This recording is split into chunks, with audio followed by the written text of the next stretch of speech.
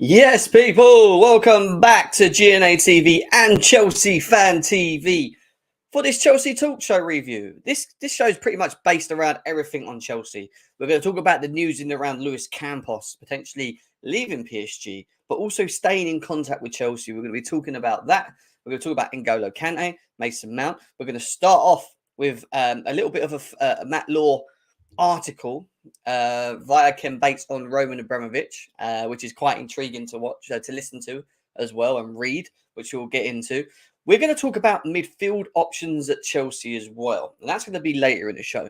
Obviously been linked to Latvia. Declan Rice is still looming around Chelsea. Caicedo's another one, and there's also talks around Kone to Chelsea as well as another option, really, as another option to Chelsea wanting to sign a midfielder. What type of midfielder are Chelsea going to sign in the summer? We're also going to review the last show, which we was talking on about Graham Potter later on as well. We've got the panel to come in, which I'm going to bring in when we get to talking about the midfield and Graham Potter. We'll be getting them in, talking, having discussions. It's going to be a good show. Smash the likes, subscribe to the channel, get the likes up, man. I've noticed in the last couple of shows, I've just been struggling on likes at the moment. And it's like, big up to every single one of you guys that are here, but we're not hitting enough likes. So please hit the like button if you haven't done already.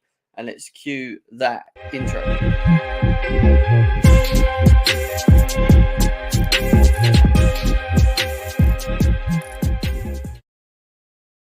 Welcome back to GNA TV and Chelsea Fan TV for this Chelsea Talk Show, guys. We'll be discussing everything in and around Chelsea Football Club. Not only are we going to be talking about the players, we're going to be talking about Roman Abramovich. We're going to be talking about Lewis Campos. We're going to be talking about also midfield options in the summer at Chelsea as well. This is going to be a very busy show today, along with the panel who will be joining me. Not too long, not too far away from now, to be honest. We're going to try and make this quite a long show, shall I say, as well. So smash the likes if you can. Let's get these likes up. As always, as a request, please, let's do that. Let's say hello to people in the chat and let's get into things. So we've got a lot to get into. Big up to Chelsea OG, Gene in the house as well. Big up to you. Yes, we're going to be talking Joao, Felix, Todd Bowley. If you're watching me, bro, big up to you, my man. Big up to you. Maybe you can learn about some of the midfield options and their abilities. And not on that, also making the right decision for this football club, right? Big up to RD in the house. This is big up, Jim. Yeah, Felix is worth 85 million. We're going to talk about that. Cyril, big up to you. Who else we got here? Josh96 says Felix and a striker is good. Just Felix would be worrying. Luckily, we have more money to get from Mount. Well, it looks like Mount could be going the other way, but who knows still. I keep telling people with the Mason Mount thing, like, just stay a little bit open-minded because there's nothing to say that Chelsea won't go back and negotiate with Mount or Mount negotiate with Chelsea to a point where it can be compromised. And I do think that they would want him to stay rather than him leave, in my opinion. It's just down to him on terms of how he values himself at Chelsea and if he thinks he's going to be able to, in the long run, battle it out with quality players, because we will be getting quality players surrounding this club as we go forward as well.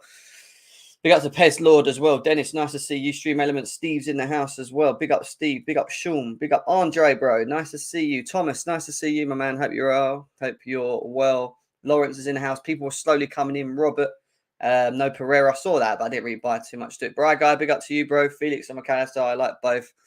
I'd rather McAllister is what he's saying as well. I've got a bit of an itchy nose, guys. So if you see me playing my nose, it's not me picking my nose. I'm just got a bit of an itchy nose. Kazi, nice to see you, bro. Jim, Chelsea's a shit show right now, left, right, and centre. He's not happy. Ilias is in the building as well. He's saying Ramos. Big up to him. We've got Adele in the house as well. Over 100 people in the chat already combined. Like I said, guys, as you're here, hit the thumbs. Let's get the likes up and let's start getting into things. Now, I wanted to just share this with you guys because I just found this funny, man. Any investment given to par is what the girl said. Okay, big up. So I saw this just pop up and I was like, do you know what? This is a bit of history making. Let's watch the time when Alonso, back at the Champions League when we beat Man City, let's watch the time where Alonso caught a Chelsea fan napping. On the chair. Let's see what he's saying. Chelsea, fans, look who it is. Come on, my friend, celebrate!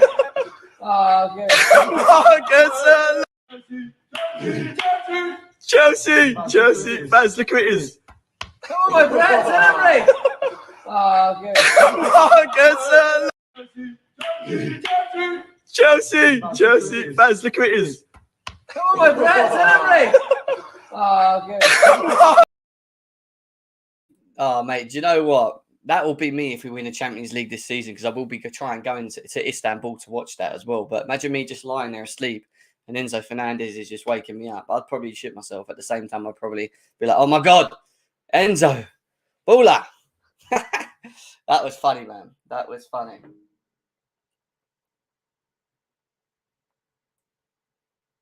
Sorry, I just got a text. I'll come back to that in a second. What's our plan B for a coach? Yes, I thought I'd share a bit of history, but let's talk about quickly before we get into the now of Chelsea. I just want to quickly highlight the Matt Law article in regards to Roman Abramovich. And obviously, I don't know if you guys have seen this, but basically, there's I say they're new. I've not heard of them before, but there's a podcast, and they've managed to get Ken Bates to go on there and talk about Roman Abramovich and the build up to him obviously taking over Chelsea and stuff as well. And I found it quite interesting to read, obviously. So let's quickly just cut through some of this and then we'll get into more bits as well. Ken Bates had shed the light on the sale of Chelsea to Roman Abramovich. Obviously, we kind of knew it, but we never really heard it fully from Ken Bates himself. He goes on to say the Telegraph Sports has been granted first access to the Blueprint podcast. So Blueprint podcast is the podcast name. If you want to check it out, listen to Ken Bates' interview over there. Go and do that in your own time. Bates discusses some of the biggest and most controversial decisions during the 21 years at Chelsea. So it goes on. He's probably not going to highlight everything in here, but it's worth picking out some of the points. So he goes, this July will mark the 20th year since Abramovich bought Chelsea from Bates for 140 million, and the 91-year-old given his detailed interview. The night he sold Chelsea to Abramovich at the Dorchester Hotel in front of two of the billionaire's security guards. How Abramovich identified Regent's Park as a perfect site for Chelsea's training ground, because that's where he wanted to originally put us. But was told it was owned by the Queen, so he couldn't do it. Abramovich tripped to Manchester to try and buy United before sealing his deal to buy Chelsea. People didn't know that as well. I always thought it was Tottenham and Arsenal. He goes on to talk about Glenn Hoddle as well. But there's a couple of speaking bits here. Yeah, we'll get into that in a second. But Abramovich sold Chelsea, as you already know, for 4.25 billion. Obviously, he bought Chelsea for 140 million back in 2003. And Bates said, no, that's Daniel Levy's problem, and presumably in preference to Abramovich's well-documented interest in Tottenham Hotspur. So it was Tottenham Hotspur he was interested in, but apparently he was also interested in Manchester United as well. Bates also detailed how Abramovich had first tried to buy Manchester United. When describing the night he sold Chelsea to the 36-year-old, he described as wearing a billionaire's uniform of jeans and a shirt. Literally, he just rolled up. And here's his comment here. The deal to sell Chelsea was done that night in the Dorchester? Yep. We arranged to meet at the office at 8:30 in the morning, and I rang two people to tell them to be there. Without fail, I said, what for? I said, I'll tell you when to get there. So there was no possible leak. And we did the deal and agreed it. I waited till the stock exchange had closed. I didn't even tell the stockbrokers. They came in. I said, I've just done a deal, accept a bid for Chelsea. And said, please notify the stock exchange, as is your obligation.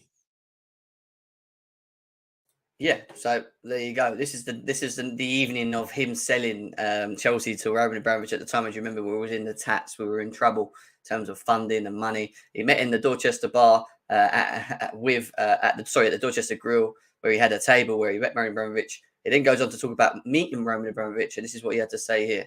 I sat there with Trevor Birch. Two guys walked in from the front door from the left, and Trevor said, "Oh, it's a fairly well-known agent. I can't remember his name now." And as we did so, we noticed a movement across there. And two guys got up and walked across. It was a famous promise. Well, he wasn't famous in those days. I'm a man who made him famous, as a newspaper reporter would write. And it was him. And of course, it was security. They were there all the time, but they waited till the other two came through. And I stood up with Birch. Then they came down.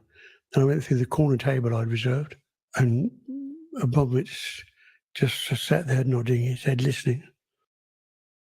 because at the time, obviously, he's obviously we know his English wasn't great, so he obviously bought some other handy billionaires to get this job done, along with security guards as well. Big up to Chelsea, Dan. We're going to jump into all the Chelsea stuff, all of the today Chelsea stuff in a second. I just thought I'd share this with you guys because it's just like quite intriguing stuff, you know.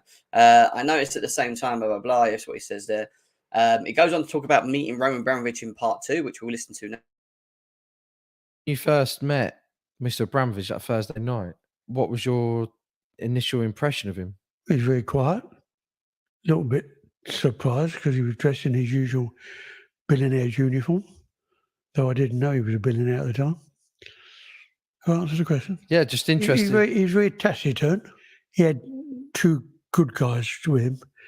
I'm not saying about the others because I didn't know who they were.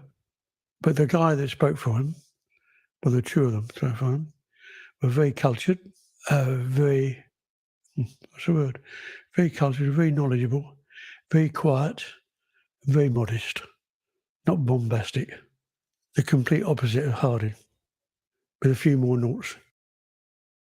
He goes on to talk about Roman Abramovich wanting to buy Regent's Park originally. This is where Chelsea were train. There's a few funny stories. He hired a helicopter because he knew the training ground, so the negotiation to buy it. He did a helicopter around London, trip around London. And he said, well, that looks a good park. Let's buy that for the training ground. And somebody said, I don't think you can get that. He said, why not? I said, it's really good park. It owns shown by the Queen. What was the park that he wanted? Regent's Park, did you say? Yeah.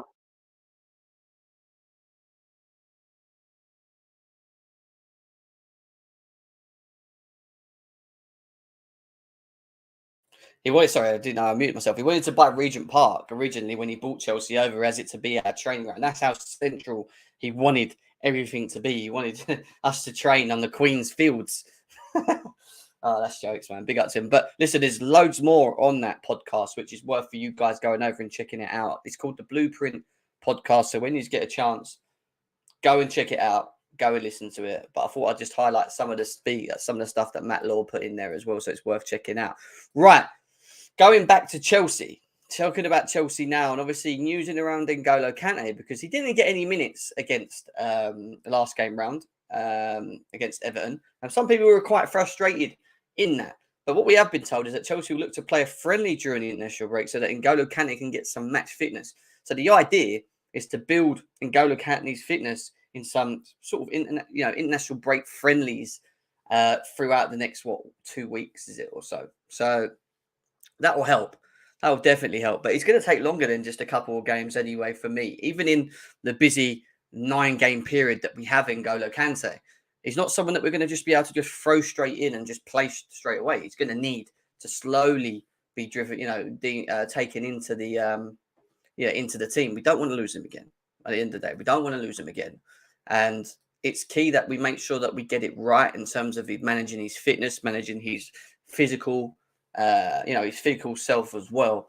And if we can get him back to the level that we need to going into the game against Real Madrid at home, then perfect. Then you unleash N'Golo Kante because that is a competition that we're going to try and win, right? A lot of people think we're done and dusted with Real Madrid and obviously maybe Bayern and Man City, and that may be the case. But at the end of the day, we are Chelsea Football Club. And when we have N'Golo Kante in our team, we are a completely different team. We're just completely a different team. So let's try and get N'Golo Kante back to the levels that we know he can play at, is what I would say.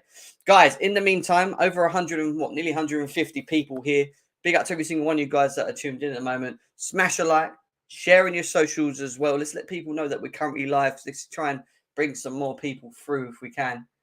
But yeah, let's see what happens. Big up to Showtime who's in the house as well. Protect N'Golo Kante at all costs.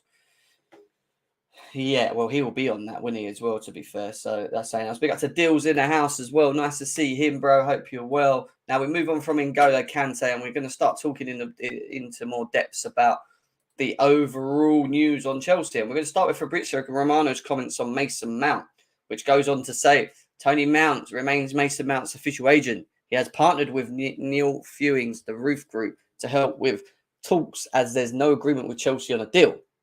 Mount could leave in the summer if agreement won't be reached. Liverpool remain among clubs interested. Now, Liverpool have been noted as interested in this for a while. Let's be serious. It's not something that's only just come around now. All the links that we've seen in the past with Mason Mount and Liverpool, a lot of it has been washed aside. But the longer that Mason Mount doesn't, and obviously Chelsea don't agree a contract for Mason Mount, the more this Liverpool hype may build up. More that maybe another team like we've been told Manchester United might look at, or whoever. At the end of the day, he's going to be worth some sort of value. It's Mason Mount at the end of the day. He had great 2 years at Chelsea. Not as great this season. He's not been played as much. I don't really know if him not being put in the team is to do with the contracts. Potentially, could Potter be told to not think of Mason Mount and in the long run and maybe removed him from it. I don't know. You'd like to think that he's still got an important task in the coming games left to come in. Whether it's off the bench or him coming back in. But I do expect some sort of discussion to happen. And I know a lot of people are feeling that it's more and more looking like he's going out the door. But you have to stay open-minded on the fact that Mason Mount himself, Chelsea Football Club, could come to an agreement for the player. That's still a possibility. That's not them saying that he's fully leaving. Talks could still continuously go on. The fact that he's appointed new partners, new agents to maybe negotiate it more better. The problem with having Tony Mount as his agent, as obviously as having family as always, is that they're always trying to think of you as your best of interest, and they're always trying to maybe value you not too much, but make it very hard to maybe negotiate because emotions is always involved when it comes to talking about your own family member.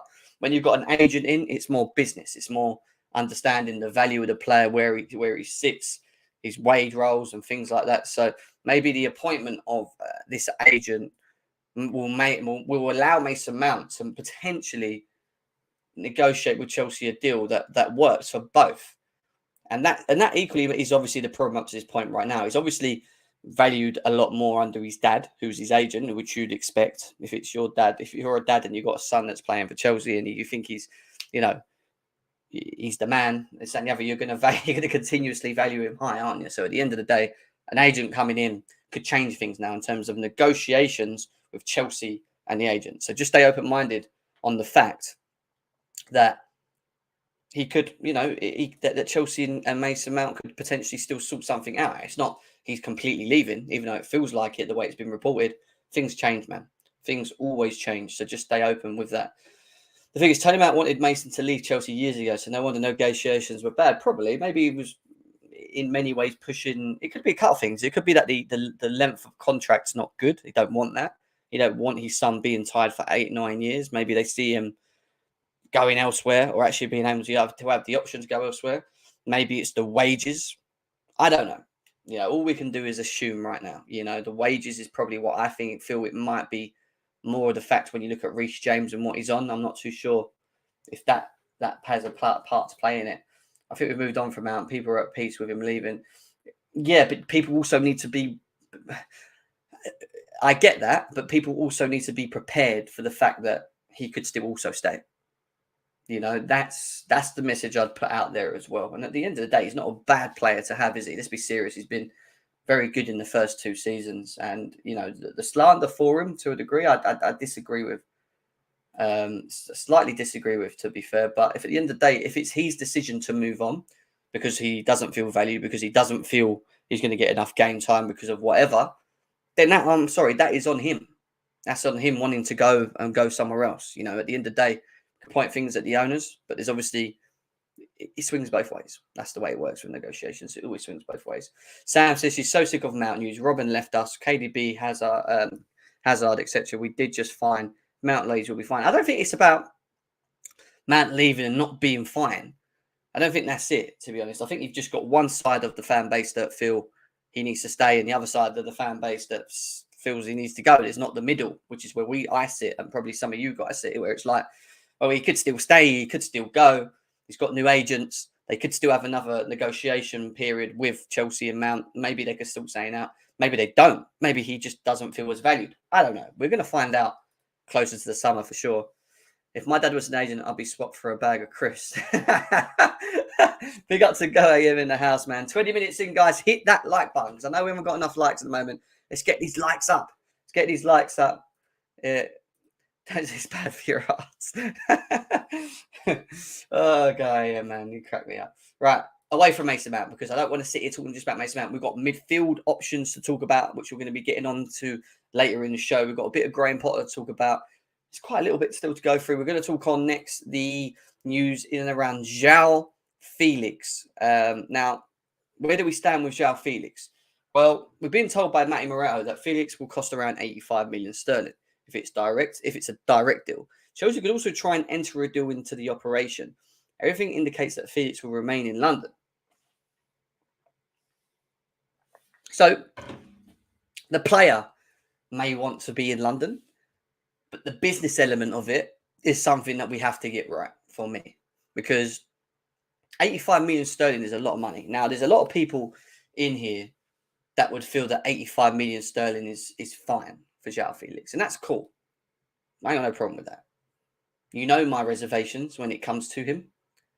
I do think that he does bring something to the team that we don't have, and I think that if we do have better quality around him and Nkunku coming through the door, could that unlock him even more? The slight limit to why I worry a little bit with him, and I wait to see and I hope he improves on it, is the creativity part of it, is the goals part of it, because it's fine getting Nkunku in, it's fine getting Osimhen in, it's fine getting Ivan Toney in or Vlahovic in, but goals need to be sourced across the pitch. It's not just always about having a striker that's going to score 20, 30 goals a season. We've seen in the past that the most successful Chelsea teams have been built around the front line specifically, all contributing to double-digit goals.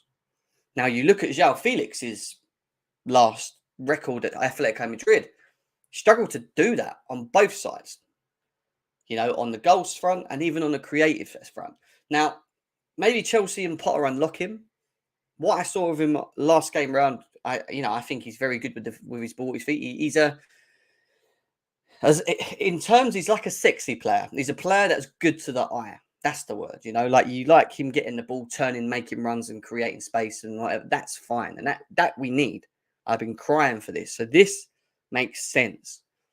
But 85 million, is still a lot of money. And we need to make sure that if we're going to bring him in, we improve not only around him, but also he improves in certain parts of his own game. And that's the only real thing I would say with him, because people going about, but Havertz, but Pulisic, but Ziyech, but, Mason Mount, whatever. That's fine. You can use all these people that have struggled to do the same thing when they come to Chelsea. But when you're bringing in someone that is meant to be different to them, or I've been told is meant to be very different to these other attackers that we have in the team, and you're going to pay £85 million for him, then you need to see that quality level. You need to see that he is more effective in front of goal. You need to see that he can create more in front of goal. You need to see these things that the others don't do, that we moan about. It's not about comparing Havertz and Felix, or Felix and Pulisic. It's not about that. It's about actually understanding, what he brings to the team, which I know he can bring to the team, but also how effective he can be playing in this number 10 role or off the left or however we're going to utilize him, right? Because at the end of the day, it's going to be interesting. You remember, we spent 80 odd million on Mudryk. And part of the reason why I carry this main energy is because I'd rather us just not got Mudryk and have the 80 million, because then we would have had an 80 million more to then go, actually, do you know what? It's an area we ain't fulfilled. Joao Felix, perfect. But you got Mudryk there as well. And you don't want Mudryk to be holding bench for long. Eventually, Mudryk's got to get in the team in some sort of way. So you've already spent 80 million on someone there. You want to spend another 85 million here. And then you've got Nkunku coming in. We've spent 60 million. And then on top of that, we're all saying striker and a midfielder. So what I'm trying to get at is the logical aspects of it. And look, if we can strike a deal where we don't have to pay the 85 million, but we I don't know, we offload some players, which we're going to do anyway, offload players towards it. Yeah. And pay a set amount over a proportional period like we have done. All right. We won't be able to do the 7-8 years because we're not allowed to, but, you know, organize it in a manner where it benefits us as much as well. And obviously Felix, who wants to stay here, then fine. Cool. I'm down for it. So the business element is important for me. That's what I'm saying. The business is important for me. And when he comes in, there's still areas of his game that he needs to improve, and I hope he does at Chelsea. Because I don't want to be having the same issues as we've been moaning about with other players when it comes in front of goal and when it comes to creativity. And that's it. It's pretty straightforward. How much would you say Felix is worth? Well, you've got to bear in mind, Atletico Madrid spent over 100 mil for him. When you look at him on a statistical basis, he's not worth 80, 90 million, in my opinion.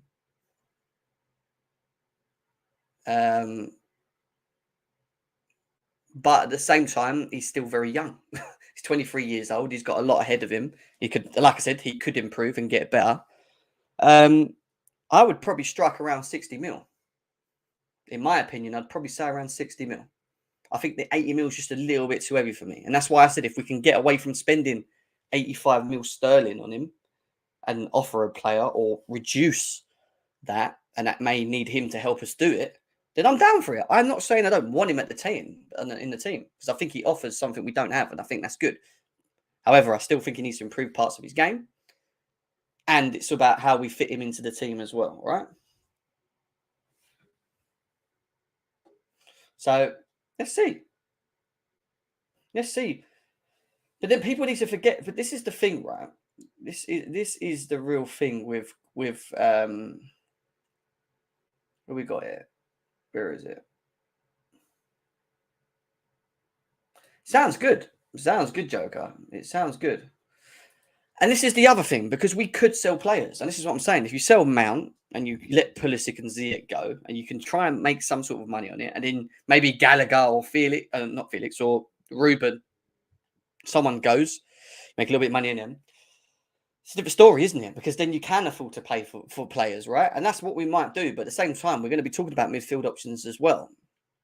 You know, we all know that we've got other areas to address, and we're not going to continuously spend the money levels that we have the last couple of seasons. I don't see it. 300 million in blimmin' January, and then another 300 million in the summer. Mad.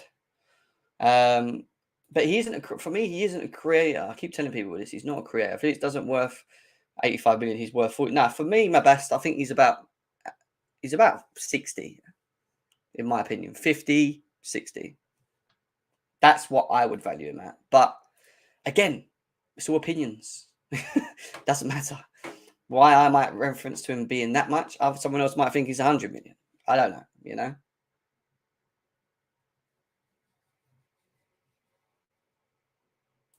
Yeah, but it's more than that, Josh. I've already explained that. It's not just about what you like, is the sexiness of him, being able to get the ball and just nutmeg someone and run around them.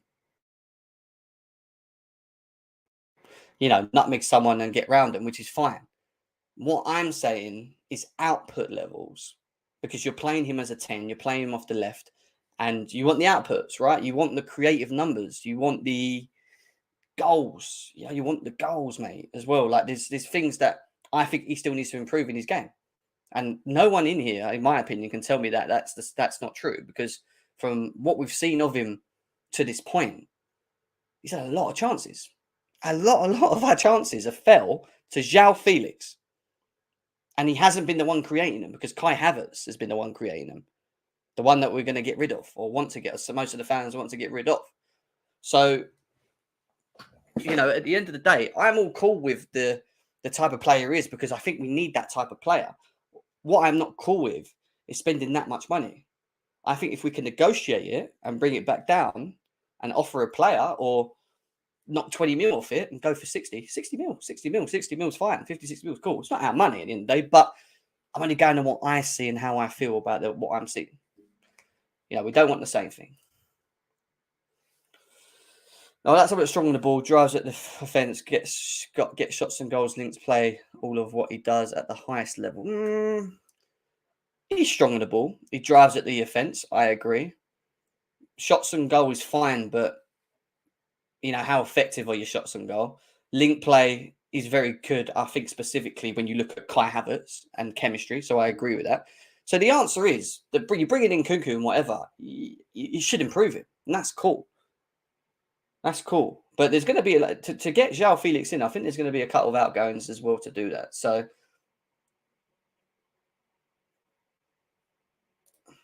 then if he's only a sexy player, then let's take him out from the next game. And if I want you all to come back here and say the exact same thing when he starts, Pulisic, Gallagher there instead.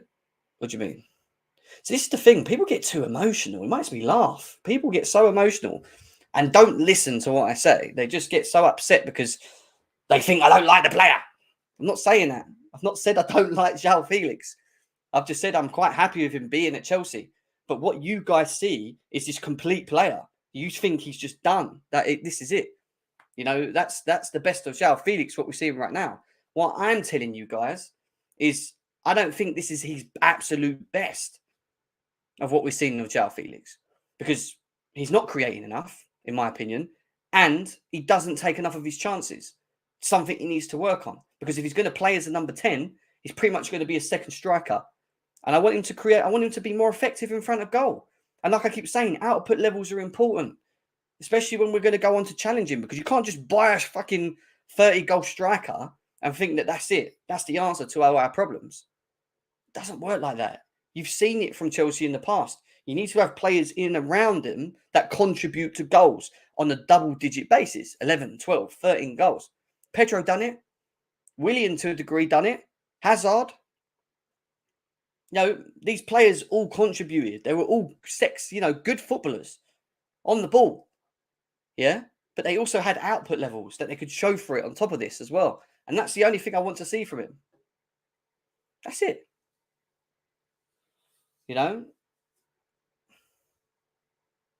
That's it. It's not about being all defensive all the time, about your favourite players. It's about being logical about things as well, But we move. That's not why I spoke about him. We're speaking about him for the reason. I'm speaking about him for the price tag. And I keep saying to you guys, I think 85 million is a lot of money for him. And I expect more from him for that money. If we can negotiate lower and we get a good business deal with it, cool. I'm down with it. No problem. Like I said to you, he does add something we don't have. So, of course, if you take him out the team, then, we're going to obviously miss his directiveness. He's quick transition where we give him the ball and then he starts a transition. He's the one that starts it generally. Sometimes, and most of the times, he's the one that finds himself on the end of them as well. And that's the thing. He finds himself at the end of it. He does all the first bit very good. And he gets onto the end bit, and I want to see it. I want to see that. Bang, hit the net. Bang, not all the time. I'm not saying he has to score every fucking goal. But, come on. Not for me. Not for me. Not for me. Not yet, anyway. Maybe in the long run, but not for me, not yet. Big up to Bobby. Right, let's move on because we've got other things to get on as well. What did I do here? What was I looking to do here? What happened? Oh, for fuck's sake. I lost the comment that I was about to share with you guys. Where did it go? There we go. Right. Chelsea are still looking to buy football clubs at the moment. And obviously we were told that one of them being French. But now we're being told that we're also looking at Portuguese clubs. And we've apparently had a bid rejected for Portimonense, a club in Portugal, which Jorge Mendes is also involved in as well, as we already know, in regards to the Enzo Fernandez deal. Chelsea have a good relationship with Mendes and use him and his contacts for getting deals done, whether it's buying players or even now, whether it's buying clubs. And Portugal is another alternative option that these owners are looking for in terms of the brand side of it, in terms of, in terms of the multi-club side of it, which is that when we buy all these young players, we then use these young players to send off to these clubs that we own, whether it's in France, whether it's in Portugal. And then from that, they progress because they're playing in what we could deem as a competitive league, France, Portugal, wherever it is, you know, and then from that they get better and better and better, and hopefully they then find themselves in the first team with Chelsea. So the idea is to bring these young players in, which we are doing, but then also find them a home where we can give them competitive football, and they not say walk in the team, but they get the minutes, because they're not going to get it straight away when coming into Chelsea, you know. So let's see what we do in terms of that.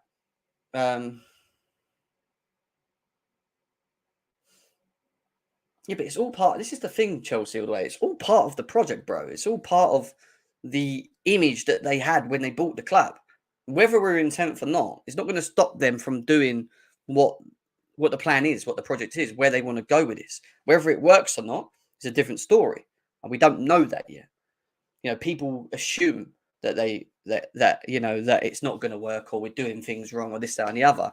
We might make wrong decisions on players, on whatever. Yeah. But in terms of knowing what the project is, I think we just have to wait. We just have to wait, guys. Right. 250 people in the house. Big up to every single one of you guys that are here. Smash the likes. We are going to be getting the panel in very soon.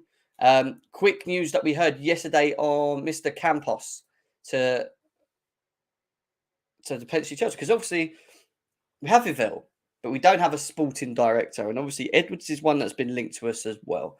Hesitant about his future in Paris, Campos has established some relationships with Chelsea, with whom he is kept in constant contact since the start of the year. Now, this is shared by what it looks like a French outlet. You know, Santilner as well. He's quite well known, to be fair. So we all know the Mercato as well. So, you know, they seem to think that there's a relationship between Chelsea and Campos if he decides to move from PSG. It then goes on to say that, I've just got rid of it. Where'd it go? Oh, mate. What have I done, Jim?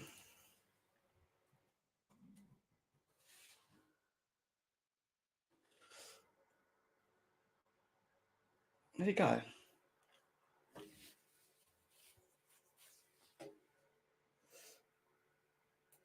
Oh, we've got some news on Striker, which I'll show you in a second. But anyway, going back to what I was saying about Campos, he's looking at Chelsea as an option to come. What does he bring? Well, the reason Chelsea is so interested in Campos is because he's actually very, not only is he very linked up in terms of what he knows and contacts and successful in what he does, but he also has his own data-driven strategy, which is something that Chelsea are interested in, are interested in seeing, shall I say, in regards to him. So this is what he's going on to say. And he hasn't over his position at PSG. So at the end of the day, why it would suit Chelsea is because of the footpath we're going to. The guy has his own data company set up for, you know, picking on players, analytics, how it suits the club, you know, this, that, and the other. And you can see from what PSG have done up to this point why they've been successful. Not in obviously in the Champions League, but also been very successful in the past. God knows how many years of you know, playing in the French league. So could Chelsea look at maybe him being sort of a sporting director outfit with Vivell, which would even make us stronger? And you look at some of our board members and what we brought in is some serious board members. And if you add him on top of that, you know, it will be interesting to see the type of profile of players recommended through his own data analytical structure that he has set up and uses and possesses. So it makes sense why Chelsea have stayed in contact with him and why they could be looking at someone like him. And on other cases, some people feel that he's a better choice than Michael Edwards, because Michael Edwards is proven, you know, with what he's done. And he has a structure, but I don't know if he has, you know, what Campos has, if that makes sense. So let's see what happens with Campos to Chelsea. Right, we're going to talk about midfield options. Midfield options at Chelsea in the summer. But before we do that, I want to just quickly... What do I do with it now? Oh, I saw something on Victor Osman just now. Where'd it go?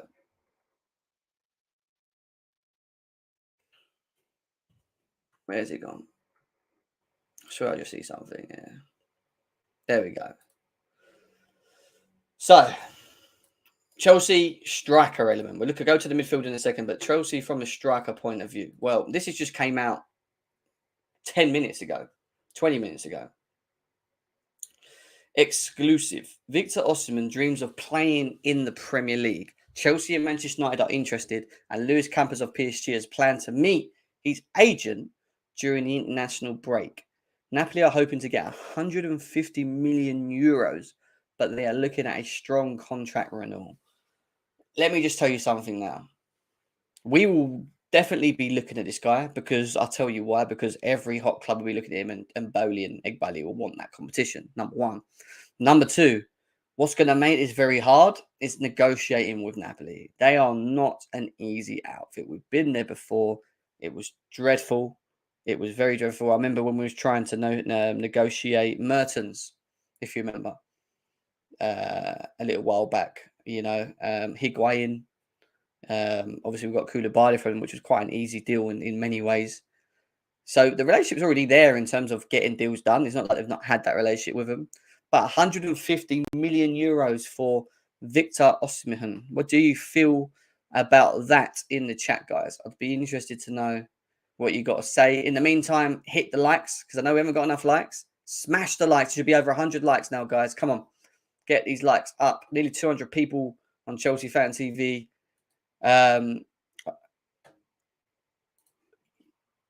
Yeah, but maybe Napoli don't get that anyway. I don't think many clubs would do that, but Chelsea are one of the only clubs, Josh, that could probably afford it, right?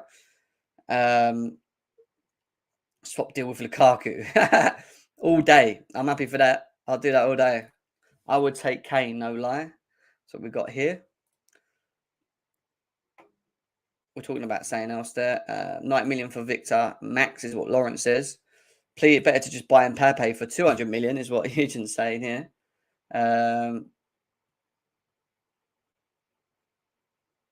I'm Chelsea. Chelsea squad Kane wouldn't have to come so deep. What do you got here? Kante is a fraud. What is that? Oh, Conte. Sorry, I thought you said Kante. What's going on? We need a world-class 9, and I think it goes down to 120 million, 100 mil max. Jem, you think 100 million for Osimhen makes sense, but when did I say that, Josh? What are you talking about? Jem, you think 100 million? Oh, right, you're asking me. I thought you said I said that. I didn't even say that. You think 150 million for Osimhen makes sense, but 178 million for Felix is mad. Yeah. The output was number one, they're completely different in terms of positionals, in terms of ability. The guy's got a record of scoring goals. So did other strikers. You know, his outputs are there. Do I think he's worth 150 million euros, dollars? No. No, I don't think he's worth 100 million. I think when you look at him for the going rate, in terms of European football, the market rate, which you have to bear in mind and what he's doing at the moment, he's always going to be very inflated. I think most players are very inflated. I think, like you said there with Joao Felix, I think that's heavily inflated, 80 mil. I think, I say heavily actually. I don't think it's heavily inflated for Joao Felix. I think he's worth about 60 mil, in my opinion. 50 to 60 mil for Joao Felix. More on the 60 mil side for me, is what I feel with Joao Felix. What I think for Osimhen is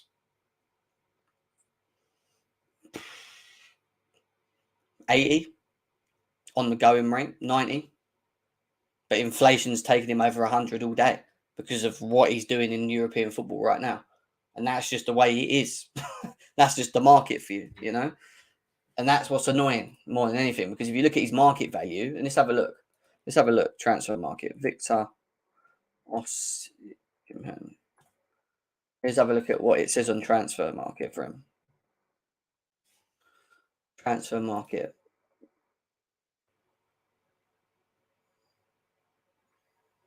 So, well, there you go. Let's go back into it. What is Victor Osimhen's transfer market rate value at the moment? Well, this is what it says. They're saying they want 150 million, which is an extra 50 million profit. Well, transfer market seems to think he's around 100 million euros, which brings him down to about 90 million sterling, which probably makes more sense in my opinion. But then, like I said to you, you can only go on what he's doing right now, the output level, as the position that he plays, the consistency of it, and he's scoring goals. I mean, you look at his record. Let's have a look at his stats quickly. Let's have a look at his current season. His current season at the moment in Serie A is that he scored, what, in total 25 goals. So 21 in Serie A. He's over 20 goals already in Serie A. And Champions League, he scored 4 goals. His assist levels are not great, but I don't expect him to be an assister. I expect him to be on the end of things. But where it worries me is the consistency, because when you look at consistency of footballers, and this is what we're going to look at now, well, the year before, 32 games in total, we hit 18 goals and 6 assists. So he's quite consistent yet, but in 2 seasons he's been consistent. And then it starts to drop. Obviously, 10 goals, still double digits, but not massively high.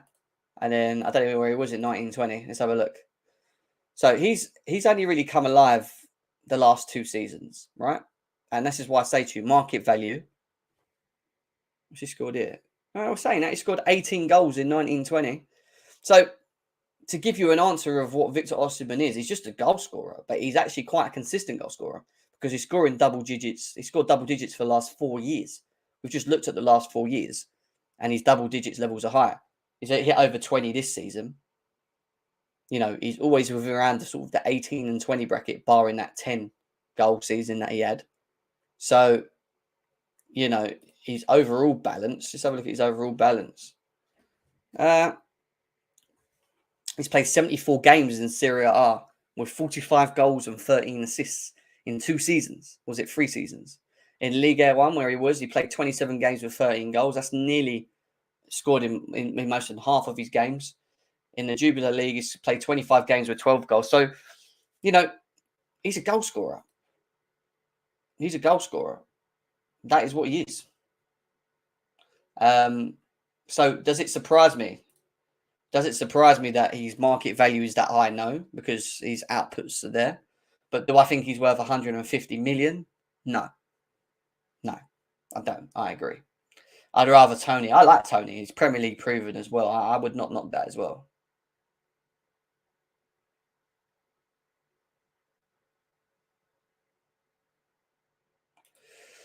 Tune says Felix is not a proven finisher worth the big money. Neither is a proven menace in the Prem. Neither. Yeah. Osimhen is no physical beast, but every match he plays, he gives all defenders problems. Yeah, he's a striker. Top strikers do that. Tony would be safe option for cheaper than for lower the money. But would Ivan Toney give you 20 goals a season? That would be my question. Would Ivan Toney give you 20 goals a season? Would he give us 20 goals a season, Ivan Toney?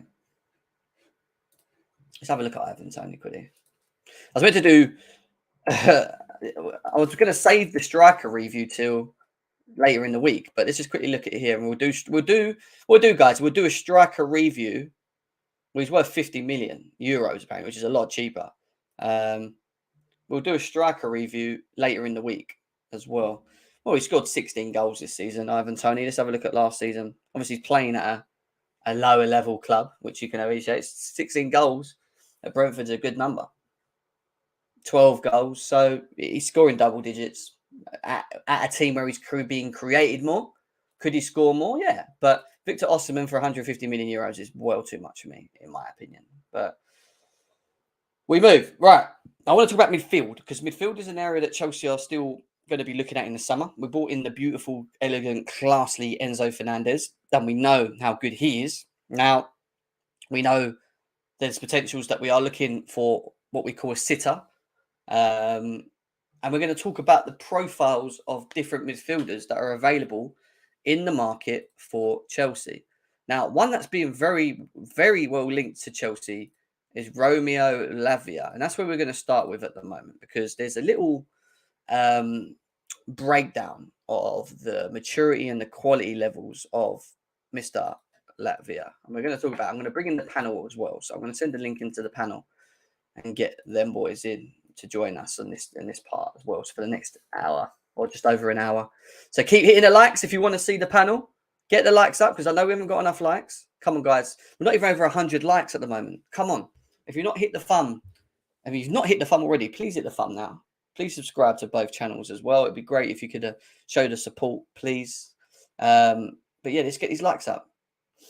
Get these likes up. We're going to talk about Latvia to start with, because that's where we go with it. And Chelsea have been very heavily linked with the guy. I'll just bring Hassan in and put him on the side there for a second while I'm talking. Right. Romelu Latvia is a very underrated passer. Born in 2004, maturity and quality, 10 out of 10 talent, the future midfield leader of Belgium and a top Premier League club. Now, there's some sort of images of the sort of positions that he takes up, right? And I think when you look at the Couch is here as well, which is good. Big up to Couch. When you look at the positions that are taken up on the pitch from Latvia, now I think we need to start thinking about how, or the type of profile of player specifically we're going to have sitting next to an Enzo Fernandez, for example, because a lot of people have got it built in their heads that it's just going to be someone that is an out-and-out DM, that possesses sort of like the Claude Makelele type role, Obi Mikel type role, which is more of just a sitter and protects that. Now, look, I think a competent six who can predominantly sit more than obviously the person they're next to can also do that. But what a sitter in this generation can do more than what a sitter could do back in 10, 20 years ago is that they have the ability to be able to possess passes, to get across and be more box to box, to intercept at a higher level in terms of further up the pitch, but also have the energy to be able to get themselves back into a position. And why having a sitter is important that can pass is that I know we've got Enzo Fernandez that can do it, but if you have a sitter that can actually find key passes in between holes, it kind of just allows us to transition a lot quicker, knowing that our two midfielders have got the ability to be able to pick out a pass. And when you look at Latvia's passes for Southampton in the past, he's always looking to find them tight passes in between the opposition's midfield and defence. If you look at the Southampton game, for example, he decides to pick out, if I can go along, I don't know if I can cross it along, but he, there we go. He decides to pick out a pass, which is Enzo Fernandez level, which is just dinked over the top into the space. Now, what he does very well is he always looks for the space in behind. And when you look at the one against Leicester, again, he's always looking on the wings and he's always looking to try and provide balls into the space, which is what every player cries for. A Reece James would love, a Ben Chilwell would love, and any of the forward line would love as well. Now, he can do this from a deeper role as well. And it's not just about the short-range passing with Latvia. It's also being able to make longer passes along the floor into the pockets. And this is someone like, for example, Kai Havertz would be. If you look at the Tottenham game, for example, Kai Havertz or a Felix would find themselves in that sort of position. And he possesses the ability to be able to find it at what we deem as a very high percentile rate for passing in that area. He's done it against Man United as well. As you look again, long range pass over the top, which is something Enzo Fernandez does as well. And then you also look at the last pass where this is the thing. It's not only just passes from deep. It's actually being able to move forward with the ball and then finding the passes in between the defence and the goalie, which will allow our forward line to run into the space and be effective as well. He can do all of these things, you know. So it's not just, you're not just getting Latvia just for the sitter presence element of him, which is he has got, don't get me wrong, and we know he possesses, but it's also being able to have the ability to allow us to transition forward quick all the time along with Enzo, which will then also allow Enzo to move forward into more offensive roles, because he knows every time Latvia gets the ball, he possesses the ability to be able to pass them balls in between the lines, right? So it's not always about having a sitter that just sits and just breaks up play and he just does little easy passes. It's about also having someone that can break the play, that understands the role of a six, but also when we were in possession, has the ability to also break the lines and find a pass and be effective, along with the defensive element, which is breaking and playing stuff. Yeah. So Absolutely. that is what Latvia is, from what I've been reading, and that's why I think Chelsea are quite keen on him coming in. And when people get slightly annoyed and frustrated at the idea of getting him in because he's not a sitter, I think we've got to take our mindset away from that. Because I don't think we want specifically someone that can just be, he will sit and he will do the job because he can do it. We've seen it. He done it at the Bridge with Southampton when we played him recently, and he done it very well, might I say, as well, physically as well. But he also possesses the ability to open the play and allow us to and move forward quick. And that's why I'm saying, don't just think he's going to be like a Makalele and just sit there and be Obi Mikel and just sit there and break play and that's it, and do a little short pass. I mean, that's not the type of sitters that you have in this day and age. I know people go Casemiro. Exactly. Casemiro is very good at doing that. Casemiro is very good at doing that. But Casemiro also possesses the ability to be able to open up play and pass. You know, he's played with world-class players in the Real Madrid team where he can play balls forward quickly as well. He also possesses that. So I think he has the bit of everything. I mean, I go to Couch first because he's a big fan of Latvia. Obviously, I've shown him some of the images that I wanted him to see as well and listen to what we had to say about it. I mean, what do you think as Latvia as one of the options, and what I said as well? Yeah, I mean, the only real setback with Lavia is just age and experience. Like, everyone keeps banging on the fact that he's 19. And I'm like, well, yeah, he's young, but he's already shown enough in his quality to show that he can play at a high level. I like the fact that not only is he, like you said, he has a decent passing range, ability to get forward, ability to dribble past, ability to use his lateral quicks to get across the field. Those are the things that I really think are important, especially when you're talking about midfield, because when you're talking about playing with somebody like Enzo, where Enzo is the kind of guy that wants to, advance forward, getting into different areas, you need somebody that can cover ground, get all over the pitch, and seal off where the soft spots are in our defense. So there's that, and there's also this that I think that needs to be highlighted here. We don't talk about this enough. A lot of people are saying, and just before you go on, Catch, a lot of people are still banging on about Declan Rice. No, Declan Rice. Too young. Sure. We're going to get to Declan Rice, by the way. We've got 3 or 4 different midfielders that I'm broken down that we're going to go through, but we're starting with Latvia first. But go on, keep going. Yeah, well, I just think that one of the things we have to consider is what style of play we want to play. Do we want to play a 4-3-3? Do we want to play a 3-4-3? I don't know exactly what they're going for right now, but if it's a 3-4-3, like we're seeing right now, then a midfielder like Lavia is much better suited than anyone like Declan Rice or any of that sort, because you need somebody that's also able to get forward, dribble pass, make the passes. The thing that you do, the reason why you want a sitter in a 4-3-3 is because you want him to basically make up that third defensive line. So, like, what we normally see when we have Chelsea with a back three, we have our 3 defenders sitting in the back. But every team in world football right now defends with 3. So Chelsea have not really. If you play a 3-4-3 with a sitter in there, you're basically defending with 4. If you see what I'm saying.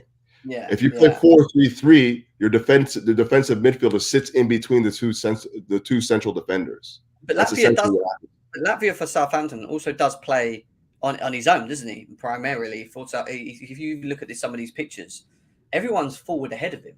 He's literally, he's an anchor, a bit of an anchor. Yeah, he's the anchor. Yeah, he's always put. He's not like, if we play the pivot that we will play, I don't see that changing, because even if it's a 4-2-3-1, I still feel that he will be the one that's more anchored to hold. But as with Enzo, I think you'll find that he'll be a lot further up the pitch. That's exactly my point.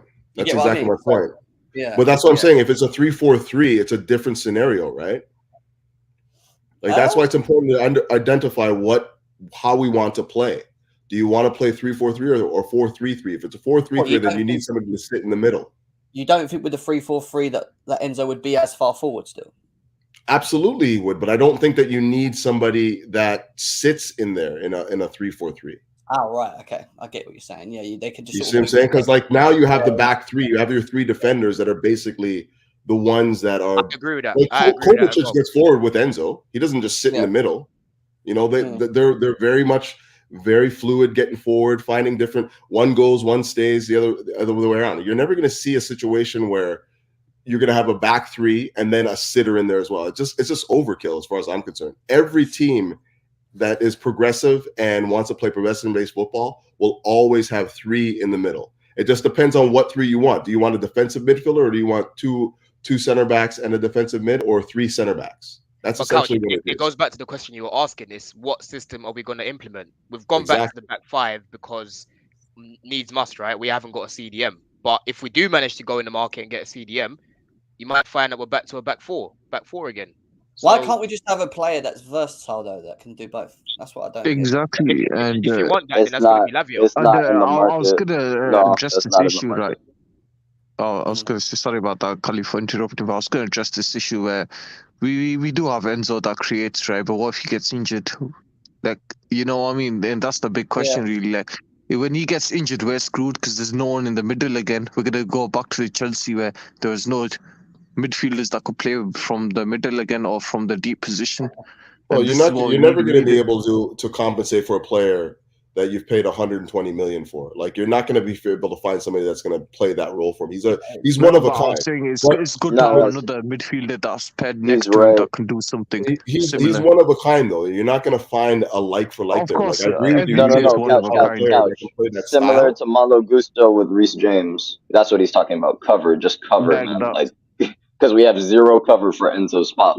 If Kovacic goes, if Mount goes, we have zero cover for Enzo's spot. Rome was not built in one day. If you're playing a 3-4-3, in January, now you're looking for cover for the guy now. No. That's not my priority. But over time, yes. Yeah, but guys, don't you think that if we do stick to the 3-4-3, Kante is going to be used more as that option, because we're going to bring in a new midfielder. It will be Enzo and the new midfielder, not I Enzo think and Kante Kante. will play. I just don't. I think people have got to be prepared for this. But I've got a feeling Kante's going to be the type of player that we switch quite a bit in the next couple of seasons. I don't see him playing every game. I know. That's what I mean. So it goes back to Hassan's question. I think he will be the person to come in for a player like Enzo, I reckon. Well, look, this is what I was about to say here. This image shows again the ability to be further up the pitch, being able to pick out a pass in between the lines. Look at the run being made, obviously, by the striker for Southampton, that Enzo can do as well. Like, he's showing that he can do it. But here's the thing, though, that's interesting about it. It's not always about just being able to make that pass. It's sighting that pass. Like, he has the vision to see that. And that's the difference between a lot of midfielders that we're probably going to highlight now and somebody like Lavia. Lavia sees that pass. It's one thing to hit the 20-yard, 30-yard pass. It's another thing to see it and get somebody into space, and that's the difference to me. And see it that's when the eye test comes in. Yeah. 100%. When Couch does that, it's real though, because it's like, how many times? Like, sometimes I'm not even fussed if you miss the damn pass. I just want to see you have the balls to take the pass, that you see the pass, that you can at least attempt the pass. As too many times I'll see the Cuckle brothers just looking at the pitch instead of having their head up, and we would have probably 2+ goals a game. Sidewards passing, backwards passing, like, fucking hell, it's 2023, people. Let's try to get some progressive passing in there. Do you know what? If you play the game, the one thing that every coach will tell you is play what you see. And a lot of our team do not play what they see. Like, I've seen Cover so many times. He sees the run, Havertz, Mount. You can name so many players that just don't play what they see. But Lavia, he definitely plays what he sees majority of the time. And neutrally, that's not on Potter, by the way, since people think we criticize Potter for no reason. We've got a Potter discussion to have in a bit as well. Obviously, we'll get into that a bit later. I just want to go through these midfielders and then we'll jump into Potter again, because people wanted us to continue that discussion that we had on the last show round. So we'll go back to that. Is Kazim back today? Last show was comedy. Get Kazim on it, man. I need to talk to Kazim. AJ, what are you saying, man? I'm just wondering, for the people who say, "Oh, Lavia will solve the problem or solve the hole we have in the midfield," do you think after having Lavia, we don't need a sitter still? You think the squad is good, or you? Depending on how Potter plays. When you say Couch just said it. when you say sitter, what do you mean specifically? What is it that you mean when you say? I mean the natural essence of the central defensive midfield. The Makelele role? Is that what you're saying? Obi Mikel. Oh, okay. AJ, you want a powerhouse, innit? A powerhouse, destroyer. Something like that. I still think I understand the Lavia. Let's move on from this because we've got someone next actually that might fit what AJ. So you can continue, AJ. You can continue, mate. But we also yeah, go on. We're also beating Cadio Kone as well. But go on, mate. I like Lavia, but I'll take Lavia as well. But I still think because I think he's better than many of our midfielders, especially like Couch pointed out, he spots the passes consistently. But I still think we need a certain profile in the team. I still think it's needed. That's just my perspective. Wait, and because you said Makelele, we understand that's not the Conte interceptor. That's really the definition of a sitter. Yes. I just want to make that clear for the audience. All right, no problem. Just lost what I was about to go through. It just completely disappeared. Oh no! Good job. You know what's funny? Like, I just think that this whole idea of like the traditional sitter, like, how many teams play with a traditional sitter now? So Couch, you might be right. United, Arsenal, but Arsenal. They do. Arsenal, Partey is more of a Conte. He's more of an interceptor. Yeah, he's an interceptor. Partey is all over the pitch, man. But Partey is closer to a natural. So here's what when you guys say sitter, I think that we have to be careful about the language that we're using here. I think what you guys are thinking of is somebody that is completely defensively aware and always switched on. Because for me, that's not a sitter. Like a sitter is somebody that's like occupies, like takes up that space in the middle of the pitch. You know, does not really vary from that area. I never used the word sitter. AJ used the word. No. Many people have though. Many people have. I'm not even speaking on you, though. I'm just speaking. Let's just quickly jump because I've got a couple of others that we need to go through. Because Kone is another one that we've been linked to. Obviously, the news around Kone is that he is potentially going to leave Gladbach this summer because obviously we tried to get him in January and it held on to him, but it's looking more and more increasingly likely that he's the type of player that could potentially leave. And obviously Chelsea have been linked with him in the past as well. He's traditionally more of what we'd say is that can play that holding sitting role.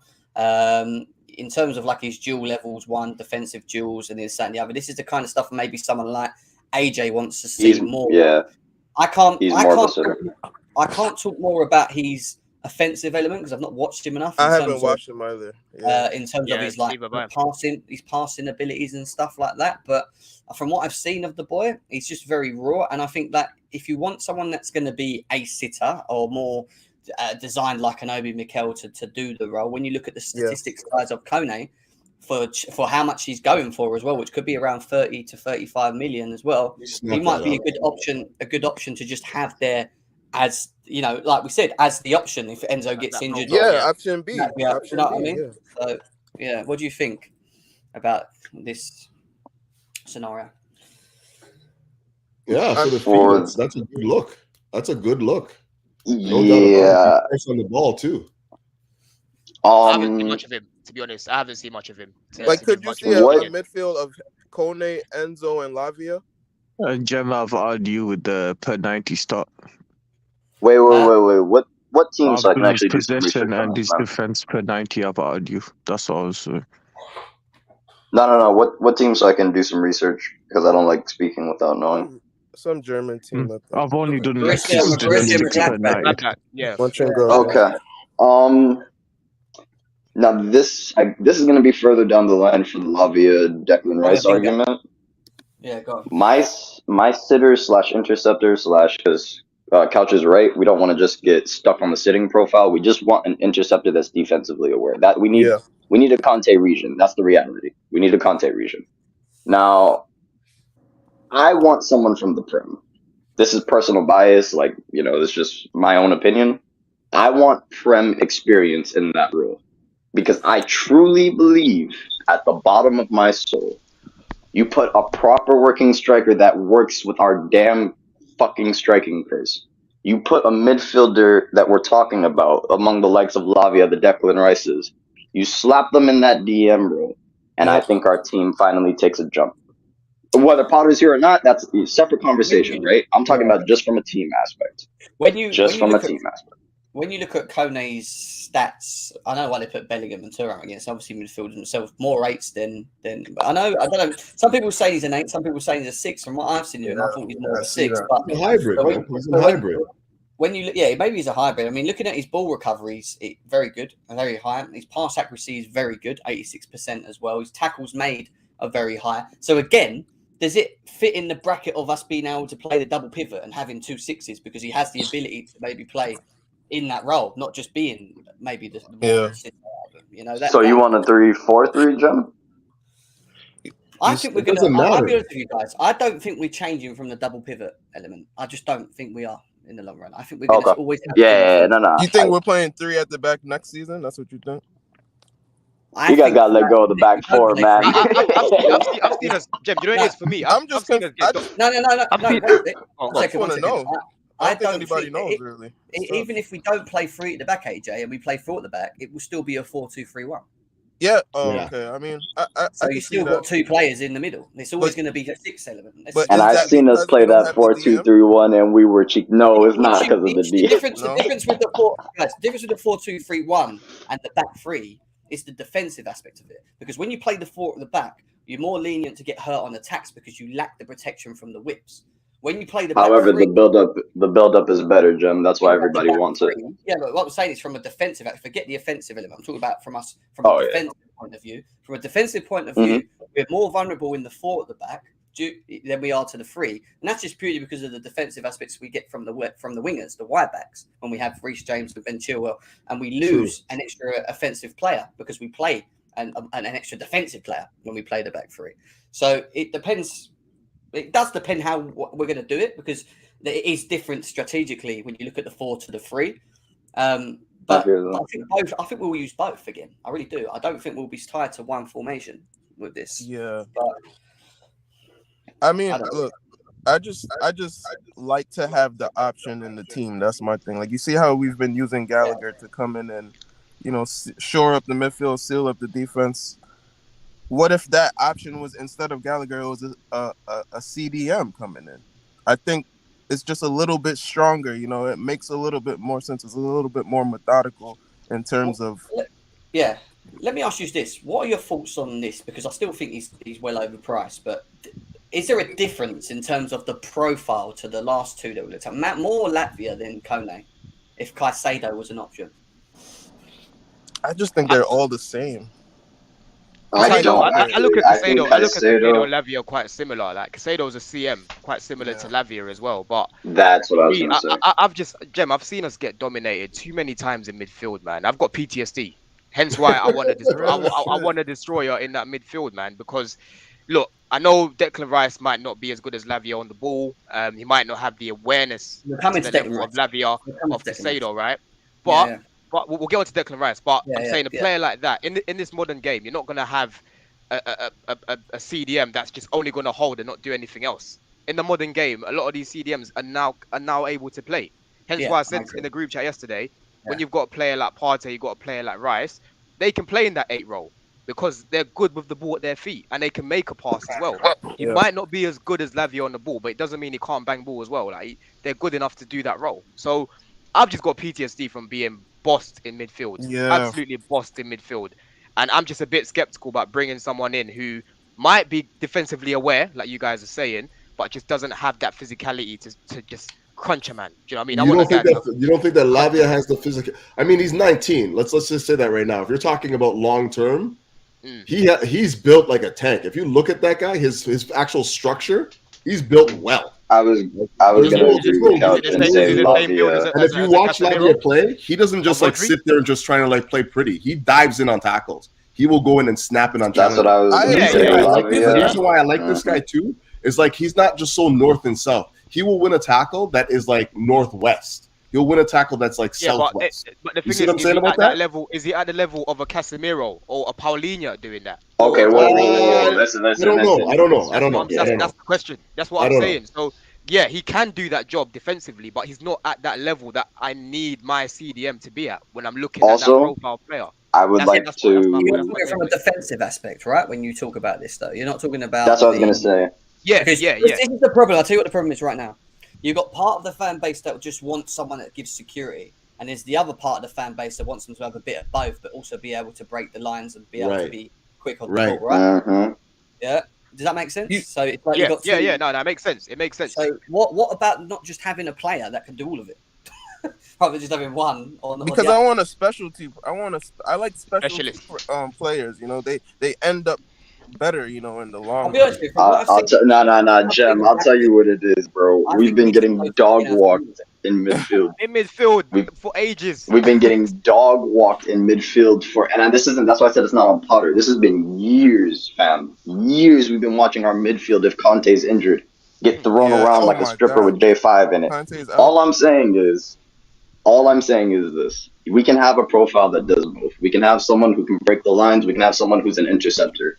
But what Couch said earlier was factual. Like, in the modern game, we're not finding a Makalele role again. We're not finding Conte at Leicester anymore. Like, that's not happening. Them are one of a kind, man. We're lucky to have them. So we need to get something of a Lavia type of profile, because even though I see people in the chat are like he's lightweight, give him 4 years. If we bring Lavia in, we have to bring in a CDM as well. Someone more defensively. Yes. We have to. We can't bring in Lavia. That's it. Guys, you're doing tomatoes. If you get the CDM, you'll need the CM. Go ahead, Jem. Hey, can I ask, why does everything have to? Sorry, big up everyone. I haven't been here for a while too. Why is everything a must? We have no idea how you guys going to play and how your player is going to play in how we're going to play, which is so confusing. And Don, you had PTSD. You know what I got PTSD on? On the chances missed. I'd rather have 5 strikers come in the summer than any midfielders, right? PTSD is when that in front of goals, those misses. That's PTSD, Don. Not really that midfield. When we play different ways, we've had different. Hold on, when we had different managers. Hold on, the declared land. When we've had different managers, we've needed different profiles of midfielders. You guys are trying to make a team that's going to suit different managers coming in. Like, why do we buy so many wingers? Like, look, before we bring anyone else in, the team that we have now and all the players we brought in, what's the best system that will fit in? Because it's a little bit confusing. We've got wingers, we've got people that want to play, a whole bunch of them play the 10 role. We don't have an out-and-out striker or a focal point, so what are we going to play? Do you know what I'm saying? Are we suited more for the free in the back? We quite don't have a great amount of players for the system that we have now. And you're already talking about we must have a sitter or a guy that sits, a guy. What if we need someone that's not defensive characteristics, but maybe someone that's good on the ball? We need options, bro. We need options. We only need options if you're planning to go through manager, right? If you're planning to go through a number of managers, options are great, right? But I want to know the way we're going to play. And then have this talk about who fits in that play style. Because if you want to stay in this system, I'll tell you what, in this system that we have now with the 2 holding midfielders, the players that you guys are talking about are great, right? But you know who doesn't fit in this system? Sterling, Modric, right? Madueke, and even Nkuku that's coming in. Like, a whole bunch of players aren't fitting in this system properly, right? Sterling doesn't we have a mixed bag. This is a big problem. Right, I think a better talking point is how these players are going to fit in a certain system. Why shouldn't players compete for positions in different formations? I don't get that. I think which formation are we playing, Jim? No. Not I said this. What he's saying in this instance. I'm not talking about competing. I'm saying the formation, like the way of playing the formation, doesn't fit a lot of the players we brought in. We're never sticking to one. I'm telling you this now. We are not going to just stick to one set formation. Jem. I'll tell you. Look, I've heard this before. I want to listen. I want to address this now because people think we're like Transformers and we're just going to switch and change. I'll tell you how it is, right? You have a play style. There's something's your strength, whether it's possession, whether how high you. There's something that is a core of the team. Right, and then with that comes with a formation that is also role adjustable. Right, there is a core to it, and how you adjust from that too. You just don't go from what we're doing now. Like you see this season, we've changed formation. This is a true formation change. Potter has tried everything, and we reverted back to Tuchel's way. Right, and if he's going to stick with this, why have we done that? It depends on the players. I'll tell you what. When Potter found Tuchel's playbook there, and when Reece James was missing, he did exactly what Tuchel did, right?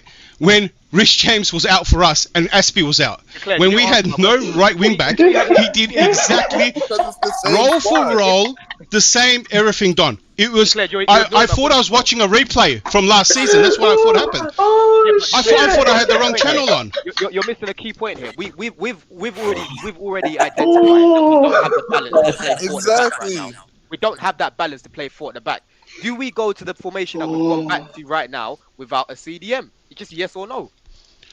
Guys, that is not. I understand the point. I think to add to that, Don, did you see any problems with this system when Tuchel was in? Did it kind of get found out a little bit? Yeah. Wasn't everyone talking about how this system might not be working? Yeah. Do you remember that? Yeah. I know what you're saying, but we were still versatile. No, I remember having the discussion. I always thought that we didn't have the players yet. Wait a sec. We were still versatile in the systems that we played. Wasn't we? It wasn't and right also, we played the back three. We still tried the back four a couple of times, and then we went back to the back three, didn't we? We were still trying.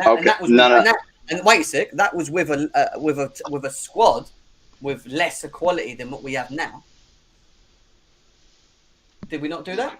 Jam, you just pissed me off. Yeah. So you just reminded me we have a better squad and we're doing worse. Fuck me. And on top of that, we brought in wingers which didn't suit the system, right? Do you remember that too? Declared. The issue is, right, I think when you look at the second part of the season, right, when we started the second part of the season after the World Cup, he was consistent in playing the back four. That's what he wanted to do, right? He didn't stuck to playing the back four to suit the offensive part of our team. But what didn't work was the defensive part of our team. And why didn't it work? Because in many of them games, there was a huge gap between the midfield and the defence, and we were not defensively solid enough. And that falls down to profiles. That falls down to specifically having the right players in that position to be able to then fulfil the other part of it, which is the offensive side. There's no point of going forward and creating, and then every time we get broken on, like we did see in the past, we just concede a stupid fucking goal and lose 1-0 or 2-0. And that was what was happening with the back four. That's what made him switch, because there was no balance. Potter wants to play a back four. I'm telling you now, Declared. Potter wants to play a back four. He wants to. He just doesn't have what. Don, come on, me and you know. Please don't insult me.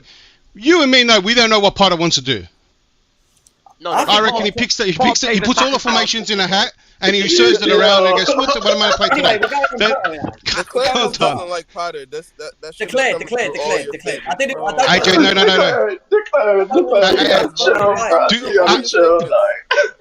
I didn't. Are you defending Potter? Is that what you're saying? Like, no. I'm not defending Potter. I can see the logic as to why he went to a back five. Exactly. Right. We understand why he did it. I don't want to mute people, but I'm trying to talk. Listen, I don't want to talk about Potter yet. We're talking about midfields. Let's stay on topic, and then we'll go into Potter in a second. I want to go straight into Potter straight away because Declared's here and he wants. Declared came on fire, bro. Okay, can I talk about midfields then? I won't talk about Potter. Right. So look, I brought this guy up because I watched him against Arsenal and I thought he was very impressive, actually. Right. I've not watched enough of him to know how consistent he is, but from what I saw of him, I saw the ability of what. What AJ was saying in terms of having a defensive midfielder, but also being able to switch passes, play passes, work hard, get stuck in very, like all of these things that are ticked here, his strengths, literally, they're all there. Like, well, this is a guy from Lisbon? Yeah, this is a guy from Lisbon. I'm telling you guys, my bias is going to stick out for this. If they're not from the Prem, I'm going to say no. When you look at the per 90, when you look at the pass completion rate over the course of this season and other bits of ball, actually this is mainly his passing element. It talks about his passing completed attempts, completions, passing distances. It gives you an idea of the type of player he is when he's on the midfield in terms of short passes, medium passes, long distance passes. And very pass efficient. Very pass efficient again, which is very important. I don't think I can show these, but I would like to show these. But basically, these are clips of him just knocking over the top. Yeah, so just full screen now. Anything with the writing, go full screen now. We move into the per 90 for tackles, and when you look at his stats for per 90 and tackles, they're quite impressive, guys. 99%. Oh, he's incredible. That should have tackle. I watched his last game, man. Done a I job watched on that game. Zinchenko. look like a There's- good player. when you're talking about having someone that is defensively strong and protects the back, this guy is more built for it, but he also has the ability to pass. He also has the ability to intercept, shots blocked as well, passes blocked. His blocks percentage rate's good, which means every time they take a shot outside the box, he's probably there. Do you know what I mean? Like what you want in the right places as well. So the overall of what was seen on stats for this guy and what I watched against Arsenal did impress me, and it just goes to show that he can be quite consistent with it as well. I don't know how much he would cost, but he's an option, right? He's definitely an option we should be looking at. Sorry, did you speak on his definitely passing like range at all? Did you see anything? Did we look at that? Yeah, his passing range per 90 was here. So you got total passing distance, short passing, and then medium passing. I think the medium passing is probably more of the long range element, which is sort of 94% per 90. Did you say 21, Jim? Interesting. So he's able Wait, to do Jim, it from deep. did you say he's 21 as well? He is. Let's have a 21, look. right? 21. Yeah, 21. yeah. Uruguay. He impressed me the Uruguay other day. too? He Oh, it impressed me costs the other day. 25 million euros. 25 million euros. He's only 21 as well, apparently. Euros. That's the He tough he type of impressed me the player. other day. Chump change. Gem, Hey, even though he's genuinely, wearing a keeper top, I still want him in. This guy, this stat probably that shows like he's probably the best player in FIFA. But I mean, I was gonna, when it comes to a midfielder, when you guys were going through it, I think and maybe people might agree with this. My ideal was always a Jorginho with some defensive ability.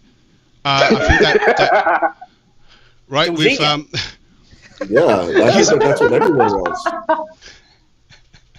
Just mobility. No. Somebody that can get around the Basically, pitch. he's looking for someone that can play with the ball, but also defend. Yeah, What so we've been for saying me, this whole time, Declan.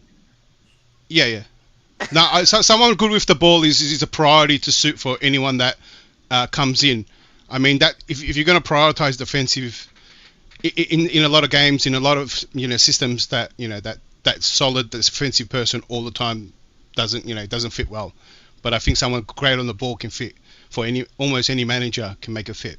So let's feed on this guy, because this is the last guy I wanted to talk on that we've been linked to as well. That's okay. And this is the one that kind of divides opinion in the fan base. Some people say we want him, he's Prem proven, he's good on the ball, he's defensively tidy. Others are saying they don't really see the hype of rice and beans, man. Rice and beans on a consistent manner. But I'll tell you what I think real quickly of him. I think that he has got the ability to pass. I think he's shown that with his passing range. What I think he does differently is that when he picks the ball up, he does a bit. It reminds me a little bit like Kovacic, right? He gets the ball from deep and he just runs with it. But he's Ball in the China shop. He's press resistant. Yeah. He's press resistant. His final pass is always quite a good, from what I've seen, very good pass to the forward line. So he has that ability to be able to make sure that after the end of that run, he makes the good pass at the end of it. But defensively, he is tidy. He can be very tidy. The only thing that worries me with him, and why I don't think he's an 80, 90 million pound player, it's not that he's not fully consistent for me, but it's also, I don't think he fully, and I've watched him for England a couple of times as well. I think sometimes he's got a tendency to ball watch and he fully forgets his positional sense of where he needs to be on the pitch. And that leaves, and we situational awareness. Yeah, I see it against Chelsea and West Ham at home when Pulisic scored the winner. I don't know if you remember, he came off the bench and he was on the edge of the box, he tapped it in, right? We ran down the wing and we cut the ball back in front of the defence, but it landed sort of just on the edge of the outside of the box where he should have been. He was literally a centre back. He was just not in the right. Like, I just feel like sometimes literally sitting. Yeah, he doesn't read the position or the game sometimes as well. Is what I'm saying. I understand. That might just be a lapse of concentration, Jim. Yeah, but yeah, that for me is a little bit of an issue when you're talking about spending 90 to 100 million on a player that's supposedly meant to 90 to 100. He's not a complete DM for me, is what I would say. So I don't know. But are you saying you see that lapse consistently, Jim, or did you just see it that one or two times? Because I can tell you all the players that have made lapses. I've watched him like Liverpool, where he was absolutely tremendous. Yeah, away, where he literally bossed the midfield and he looked amazing. But then on the flip side of it, I've seen in games where I didn't even know he was on the pitch and he's ineffective. And when you're a DM that's ineffective, that tells me you're not doing a good enough job in not only protecting, going forward and playing the passes, but also protecting your defense. I agree. If he gets a proper coach, he'll be okay. That's what I'm saying. That has to be coached out. I think it's the role type. I don't think he's fully 100%. Like no, Jem, you're correct. That's what I'm saying. You're gonna need a proper manager to coach that out of him because, like, just like how you saw, look at Rodri season 1, and I hate using Pep. Rodri season 1, you would be like, he's not making it at Man City. Season 2, he's Rodri now. So I'm just saying, like, obviously we don't have Pep, but we need to coach that player's deficiencies out of him because if you get that deficiency out of Declan Rice, and I'm not even the guy that likes mashing on about rice and beans. You pick up Declan Rice right now, argue for 70, 75 mil, and you clap your hands, and we're done. Get another midfielder. But here's the problem with that, Callie. Here's the problem with that. You buy a player for 70, 80 million. You don't want to be able to have to mold them and coach them into the player you want them to be. But Lavia's that's a better argument. That's a better argument. I hear that. Guys, one at a time. One at a time. Let me just say something, Couch. Right? Your take on that. You're kind of saying it in a way as if Lavia is the finished product when he's far from. I didn't say that. He's going to have to be coached as well. I didn't say that, but you're not paying 70, 80 million for him though either, right? 70, 80 million is what you're paying for a guy. I think he's going to go for that, Coach. You think Lavia's going for 70 million? Yeah, 60, 70. Guys, right now, and not on no dumb shit. I will bet you £40 he's not going for 80 million. I'll bet anyone who wants to go left and right. I said 60, he's not going for 80 million. Yeah, but look, I'll give you this. He might go for 55, 60. I really do hear that. Pound sterling, by the way. He might go for 55, 60 pound sterling. There's no way in hell he's going for the same price as Declan Rice. I think there's going to be demand for him. That's why, as well. Wait, declared. I don't understand why I get the point that you're trying to make, Couch, about the money, right? But Rice is obviously going to cost more than Lavia because he's more Premier League proven. He's done it longer, right? He's an England international. And like I said, he's been in the Premier League behind him as well. He's going to cost a lot. He's an England international. Of course, he's going to cost England international. So is Harry Maguire. But the point that you're making about the money, of course, is going to cost more than Lavia at this point. So I don't think we should even be looking at that right now. Yes, Declan Rice. Like I said, but when you pay overs like that, you want to have a complete player. That's what I'm saying. The problem is product. You want to have? I actually think it won't be that far apart. The ball, he's kind of dreadful. You said in the group. Wait, hold on. Let me just say something, Hassan. You said in the group, right, that Declan Rice, you wouldn't pay anything more than 55 million. But you know you're never going to get Declan Rice. But hold on. You know you're never going to get Declan Rice for 55 million in this market. So exactly. Not in this market. So what you're saying, it doesn't hold any weight really. But I'm telling you what I think I value in that. I'm not telling you what I value. No. That's where I value. He didn't say what he valued him at. He didn't say that's the market price. We didn't value. Hey, but there's other factors. Is why I think. No, guys, chill. Hold on, chill. Because a pile on couch. I want to bring up a point, Callie, before you get in. You're all shouting at me. No, my one's quick. I'm gonna let you run it. Yeah, my one. Go. Oh, mine's quick. I just want to. My reason for them two being closer is just because Lavia's younger. I think he's more sought after. But Rice has a contract. What are we talking about? Declan Rice's contract's coming closer to an end than compared to Lavia. That's why. Which means I think there's going to be more demand for Lavia than and Rice. I think he's going to be more narrowed down. There's more clubs in for Lavia. Then Rice wants to only stay in EPL clubs. The other ones are only going to value him. So it's more narrowed down market. There's only 2 years left. I think there's other factors. But everything you guys said are true as well. I just think there's additional factors to that too. That's why we can't look at the money. That's exactly why we can't look at the money. You got to look at the impact. Oh no! We got to Don. We have to listen. You're gonna say my bad, AJ. But then when it comes to a player you don't like, you're gonna look at the money. Then I know people pick and choose when to. People pick and choose when to look at the money. I always look at the money. But the thing is, the money that they're asking for right now. I like Felix, and I'm still looking at the money. Guys, I'm looking at the money as well for Felix, and he does not warrant 85 million. But I was going to say, right, doesn't Rice technically try to carry the ball, and he's quite dreadful while passing as well. Like, he's got a few deficiencies, and he's not really worth the 80 million. And what Couch was saying is true. Unless we get him on a bargain, I don't think we should try to entertain Rice. Yeah, I really don't. Okay, but that's you not rating him, because when it comes to the passing, Declan Rice is a very good ball carrier, right? Very defensively. Oh my God, Don, you and AJ sound I think he, defensively as well. You know what it is? I think Wait, I Hassan, think you're looking at he's a good attempted. ball carrier. He's a good ball carrier. He's got a good shot on him, and he can definitely play in that 8 role. I reckon if Arsenal get him, Don speaking you now, see him right? He's play. been playing You as the see him 8 play for where the Xhaka plays. for Hassan, West Ham. Hassan, let me finish, bro. Listen, because this was gonna be my quick point on it. With Declan Rice, right? He has the range to play in that box to box role, 100%.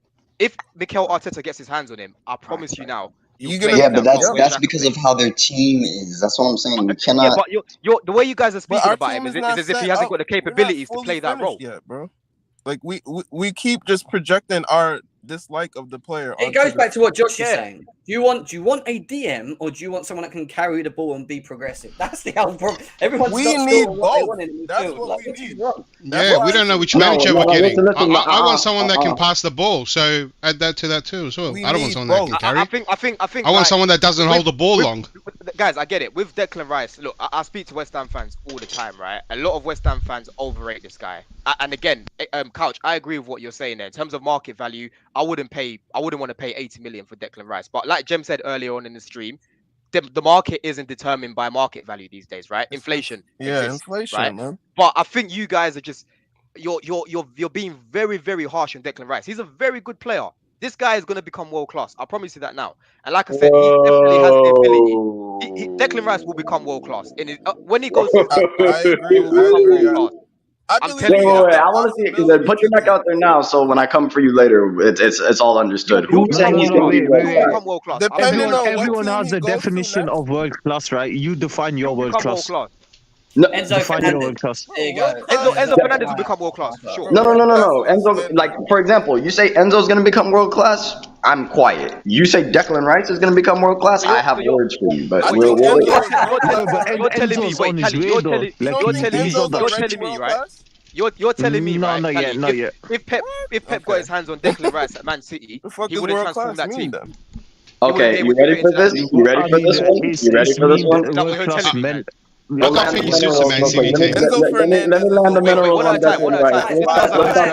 This sounds like an agenda on Rice. I can't lie. This sounds like an agenda on Rice. I'm not overrated. It's not an agenda. Listen, let me land. I'll land fair points. You can debate them, and then we'll go from there. Yeah. Declan Rice.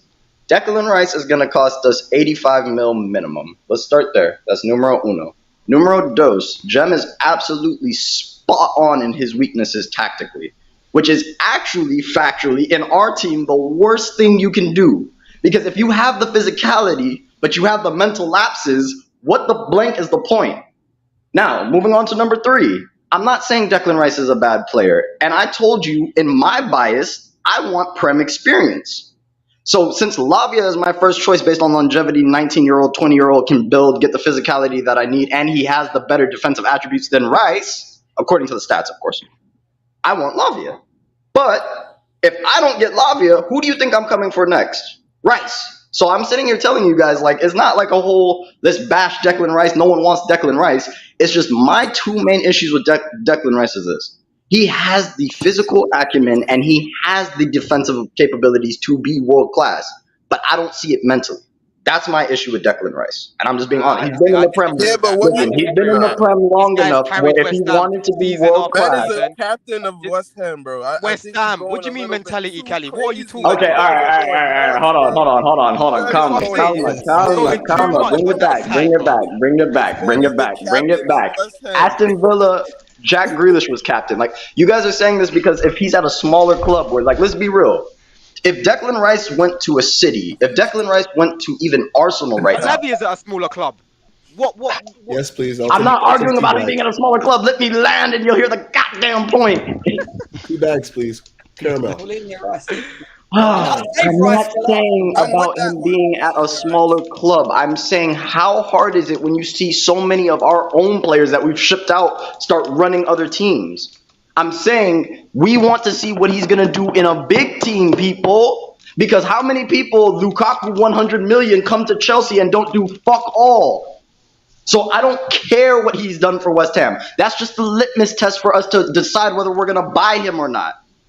What is he going to do at Arsenal or Chelsea? That is the question at hand. And all I'm saying is, this is my last point. How funny would that be that if he came in about that? 100 million, he better bang world class. And that's it. You're just trying to trigger people with Yeah. How funny would that be? Like, if we got Rice and Mount actually left, because the Mount fans are kind of Declan Rice fans as well, and they're going to be so torn because they're going to love that Rice came in, but Mount left. You can't talk about that right now. Just a quick one, right? For me, look, again, I'm not against Lavia, right? It depends on the system that we play, okay? But honestly, I think that we're going to go in for Lavia, and Rice is going to go Arsenal now. The more I think about it, because we tried to get Lavia last day of the window in the summer when we was panicking. We tried to get him again in January. He was the unidentified player, whatever. I think we're going to go back in for him again. I think we're going to go for him. Wait, Don, real quick. Wait, everyone, real quick. Vic, dude in chat, I'll fly you out to America right now and ball you up for free. For free. You can get a free plane ticket. I'll take you around Miami. You can see the beautiful views. I'll get you some extra chicks if you want, and then I'll ball your ass up in the game. Let me know when you're down.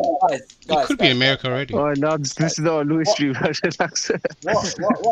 would say, I saved Declan Rice for last because I knew this was going to happen, so I planned it quite well. But in terms of is Declan Rice being world class, he isn't world class. He's not world class. I didn't say he's world class now. I'm talking about this comment here from Ashraf. Yeah. He's not at the world class status yet, and that ain't anything to really do with just him being at West Ham. It's just that, like I said, I think there's a player in him. I just don't think that what he's valued at, which is inflation more than anything, is what is the right value for him. But then you could say that for most of the players. I say the same thing about Joao Felix. I don't think he's 85 million. I've said this already, at the end of the day, like all players are overinflated, and equally, I don't think we can really look at the price tags much in football because that's the case. They don't really hold their values. A lot of people would have said, if we had that same mentality, spent 120. Don, do you see how defensive people get over Rice and he's not our player yet? Like, look at the chat. Yeah, for sure. We spent over 100 million on Enzo Fernandez, right? Rivals are all laughing, saying, "What? They've broke the record. They've done this. They've done that." Yeah. Now I'm hearing whispers of rivals saying, "What a baller that boy is!" What a baller, yeah. Man is a baller, undeniable. Yeah, exactly. It depends how important they are to what that team needs. That's the thing, right? It's about what the team needs. You don't just buy players to just throw them in. It's about how do they affect the team and move them forward, right? And that's what Enzo's done. He's come to Chelsea, and all right, we're not massively, but you can see, can't you? We are moving forward with quality now. And Jim, this is what I was gonna say about the whole getting getting the right players into the team. I really don't think we should go in for Osimhen this summer. I really Whoa. I really don't. I think we need a separate kind of That's striker. A separate conversation, so let's not do that right now. I know. Huss, what if we bought every single different type of striker just to make sure? We buy Osimhen, and then we buy maybe a shorter striker, and then maybe we buy Mitrovic. Do you know what I mean? Yeah. Then we buy someone that can play in the half space. I want like every type of profile. We've had these hot prospects before, man. They've all flopped here. Let's be honest. Five of them. I don't. No one else. Don't bring anyone else. No Latvia, no Rice, nothing. Just strikers. Just bring all strikers in. I just want someone. I just want to see the ball go in the net. That's all I want to see. Declan Rice. Wait, Jem, can I ask you something? One second. Declan Rice lover has just messaged me asking for the link, which is quite funny. So you got to guess who that is, though. Who's a real Declan Rice lover? Before I have no idea. That's my point I'm trying to say. People are fanboying over Declan Rice. He's not even at the club yet. Wait, Jem, in the group. All right, I'll give you 3 options. It's either Minerals, Johnny. Yeah. Oh fuck. He won't come. It's either the yellow bus. It's the yellow bus. Yeah. It's the yellow bus. Yes, the yellow bus. It would. Jem, I know this because he's been on the stream before arguing about Declan Rice. Who the hell is the yellow Danny. bus? What's going on? Oh man, only the OGs know who the yellow bus is. Man. Fact. Just like Lazarus, the legend. You don't got to put me on. Who's the yellow bus? They just sit never mind. What's the guy, man? He was in the show the other day. Wait. Before we get cracking for real, can Jem, starting with Jem, can you tell me who your actual first choice is? So I can see where people stand. Everybody got to list it. That's what I'm saying. You guys know where me and Couch stand, so we don't even need to repeat ourselves. I want to see where everybody else stands. I need to hear it Well, again. I agree with it. I agree with the Premier League. I agree. AJ's Yeah, I on agree. blast tonight, man. You got some smoke, AJ. Carly, if I was Yeah. playing FIFA and that, I'll pick that the guy from Sporting Lisbon. His stats were up through the roof. Did you see that? No. I've seen, like, FIFA aside, like, I've genuinely, the guy from Sporting Lisbon, But I went no and one watched. knows this guy from Sporting Lisbon. You saw what Jem brought up, and you got all green, the 90%. I didn't know, that's what I'm saying. How can you go wrong with that guy? That stat show, I literally said, in my opinion, if you don't spend the 8,500 on Declan Rice, and let's say Lavia doesn't go for over 50, this is assuming he doesn't go over 50, which is very hard to assume. You get those two midfielders. But people don't hear me, though. You could have two for the price of one and cover more profiles. But it's like, what the fuck do I know, right? I don't You live guys in are too hung up on midfield. I'll tell you what's going to happen in the off season, right? And this is how I view it. This is why I want to be like you guys. I want strikers in. I want midfield in. Whatever. I think we're going to lose a lot of players, and we're just going to focus on replacing them. Yep. Do you know what I mean? I don't think we're going to have the luxury of really going for our targets. Let me just ask you a question, Isn't that what we've been Coach, doing let me for the just last ask 2 Declared windows? something. Let me just ask Declared something really quickly. Declared, I'm getting a lot of wishy-washy from you. What are you saying exactly? You don't want a midfielder. Is that what you're saying? So what? I don't want wrong for you? You don't want a midfielder. You want an attacker. Is that what you're saying? We don't need any midfielders anymore. No. I want what you guys are saying. I want a striker too, how I just brought up. But I think the reality is that a lot of players are on the way out, and which ones we can get rid of and which ones we can't, and some we can't that we want to get rid of and stay. And so, like, if midfielders stay, you want attackers, you want goals. That's what you're saying. But then it's but this is the reality. This is what I think is going to happen, not what I want, right? Right. I believe that. What do you want? We're going to lose players. Yeah. So I believe we're going to lose quite a few players on the way out, right? And we're going to try to replace them. That's going to be the focus, right? And in order to get more midfielders and maybe more strikers and attackers, we've got to get rid of some of them. I don't think we can get rid of everyone that we want to get rid of or the club wants to get rid of just because of the wage and stuff like that. So if every midfielder stays, it might be hard to get that midfielder that you guys are asking for to come in because the team's stacked with midfielders. This is what I would say, right? Now, I think I'm saying on how they would look at it, Coach. I mean, if they got this many players, they go. You guys realize we can lose Kova, Mount, fucking so what if they all stay, Kali? Like, what if they all stay? I mean, their contracts are running out like almost next year. I think, or the year after. We are going to have a lot. We are going to have a lot of outgoings. That's it. That will happen this year. I don't disagree with that. FFP will hit us otherwise. What's important with that is how much value are we going to get on certain ones that we sell? Because if Mason Mount goes and I don't know, say Ruben Loftus-Cheek or Gallagher, one of them two go, and then you sell Pulisic for 30-40 mil and Ziyech goes for 20 mil, you know, then you're starting to see that we're obviously recouping money. But the people have to also remember we've also spent nearly 600 mil in two. FFP is going to be on our ass, man. I'm telling you. So we can't now negotiate the contracts where we can put them over 8 years because that's gone out the window from summer, which means we can only stick them on 5-year contracts. I think it's going to be a lot stricter and harder for us to be able to even spend anywhere near the type of money we did for, which I don't think the owners want to do. But what I think they are willing to do is obviously sell players for value if they can, and then buy on the back of that. And it will be what I feel is a midfield and/or potential striker. They're the two areas that will be the area. But it doesn't mean we're going to spend 150 million on euros on Osimhen. What I'm saying is I think there might be a bit more of a strategic way of how we approach the summer market of that. We look at midfield. Latvia might cost 50, 60 mil or Declan Rice 70 mil, right? And then you look at the potentials of a striker and what's available. We might get Osimhen for like 80 mil, 70 mil. We don't know yet. Do you know what I mean? Because at the end of the day, let's leave it up to our recruiting team. I'm talking sterling because everything at the moment is in euros, right? They're saying 150 million euros, right? The market value on transfer. Oh, you're talking pound sterling. Okay, I feel you. Sterling, right? Yeah. So at the end of the day, we could easily still spend 150, 160 mil on two players, which could be possible. But at the same time, it's going to fall down to the outgoings that also leave this football club as well and who's available. I think it's going to be more than that. Like, listen to the players that might leave. Mount leaves, how much do you think is Mount commanding? That's at least 60 40 mil minimum. 40 mil minimum for Mount. No, it's 50 million. 50. Then, and I'm talking pound sterling, by the way. I'm saying pound sterling. Matt We're will on go for about 40 to 50 pounds sterling, 50 million No, easily. I agree with you. It depends on Liverpool. Liverpool don't spend money like that. You know what I mean? So. If Defense not looking like they're gonna get Mount Jude, would be they must have 70. a budget. If it Just wasn't off the Liverpool, he'd be around 70.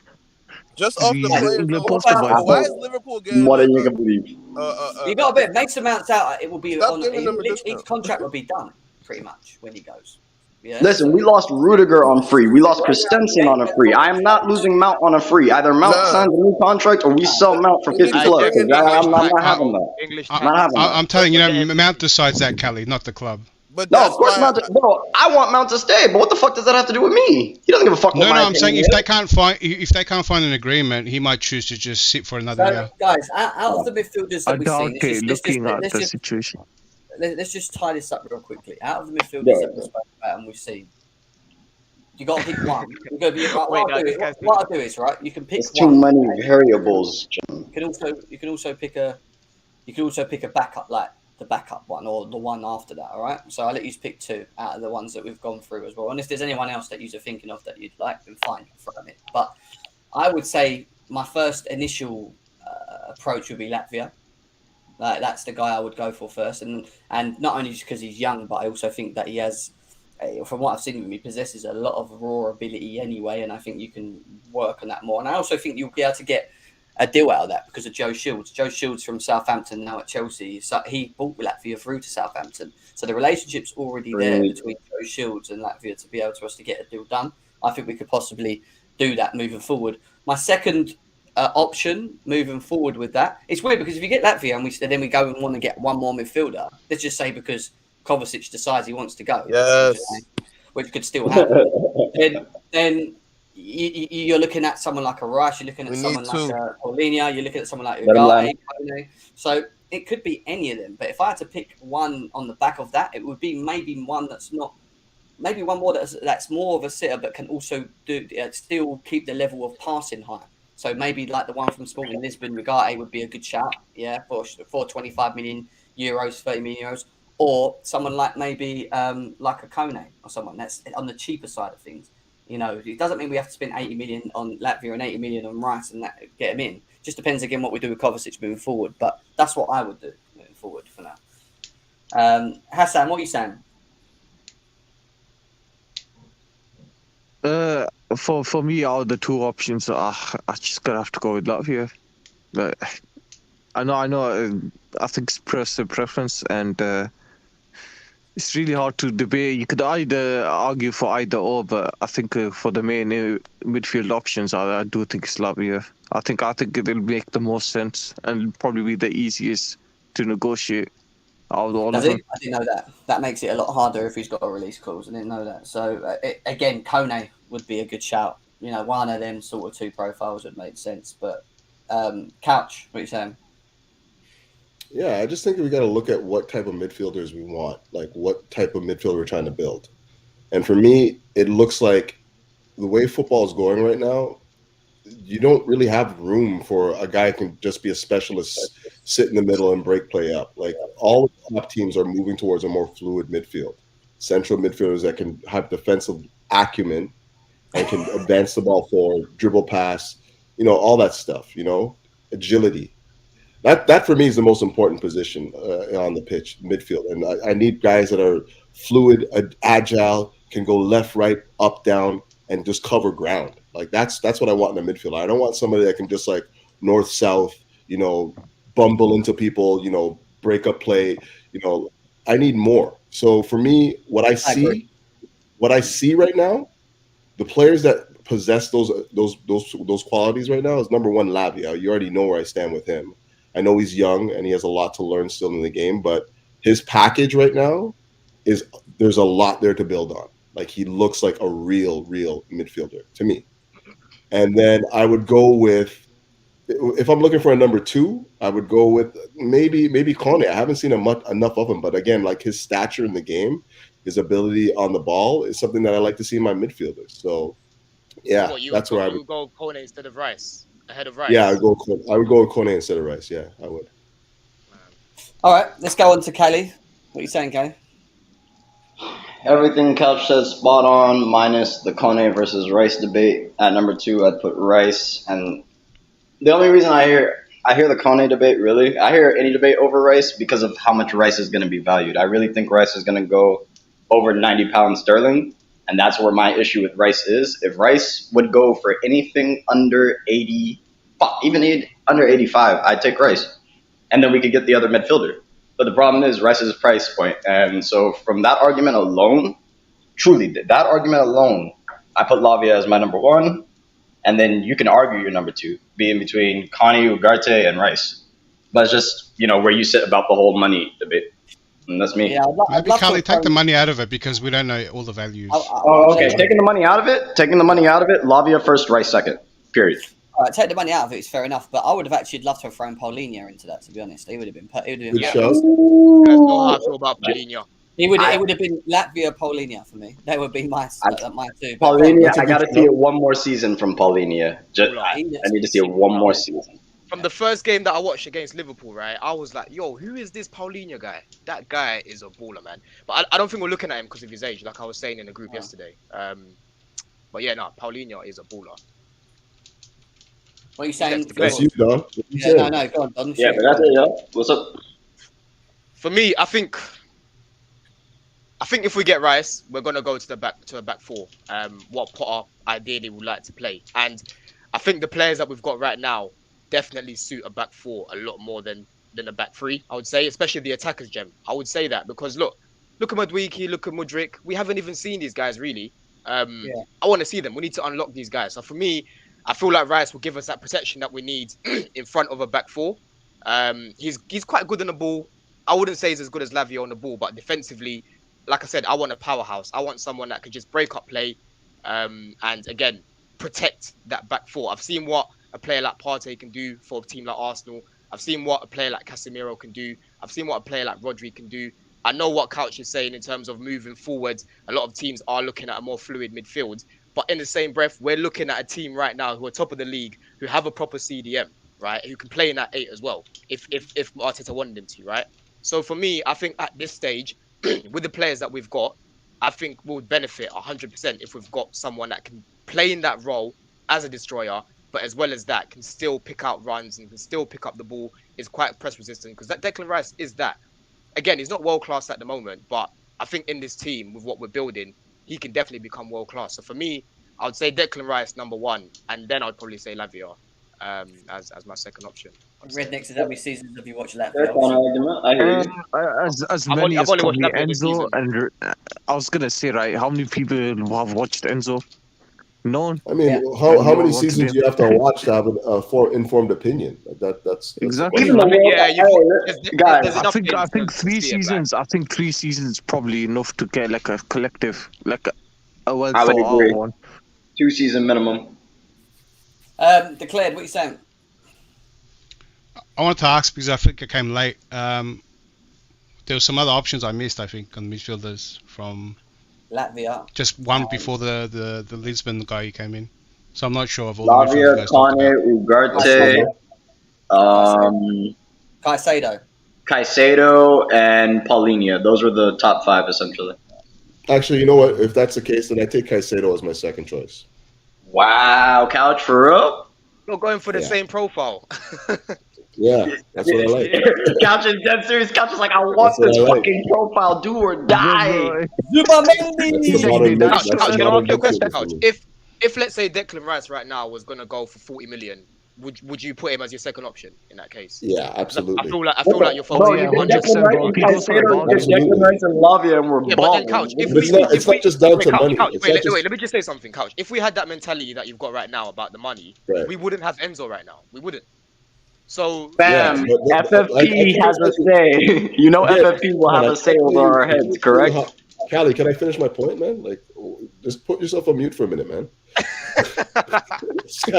This guy just always jumps in, man. Like, you can't even get an awarded edgewise. Someone called him Bruno Mars in the thing. Couch, I was literally talking to you. Go ahead. Bruno. No, for real. I'm just saying, I can't help how I see the game. Like, I don't necessarily want to pay overs for guys. You know, that's just how I see it.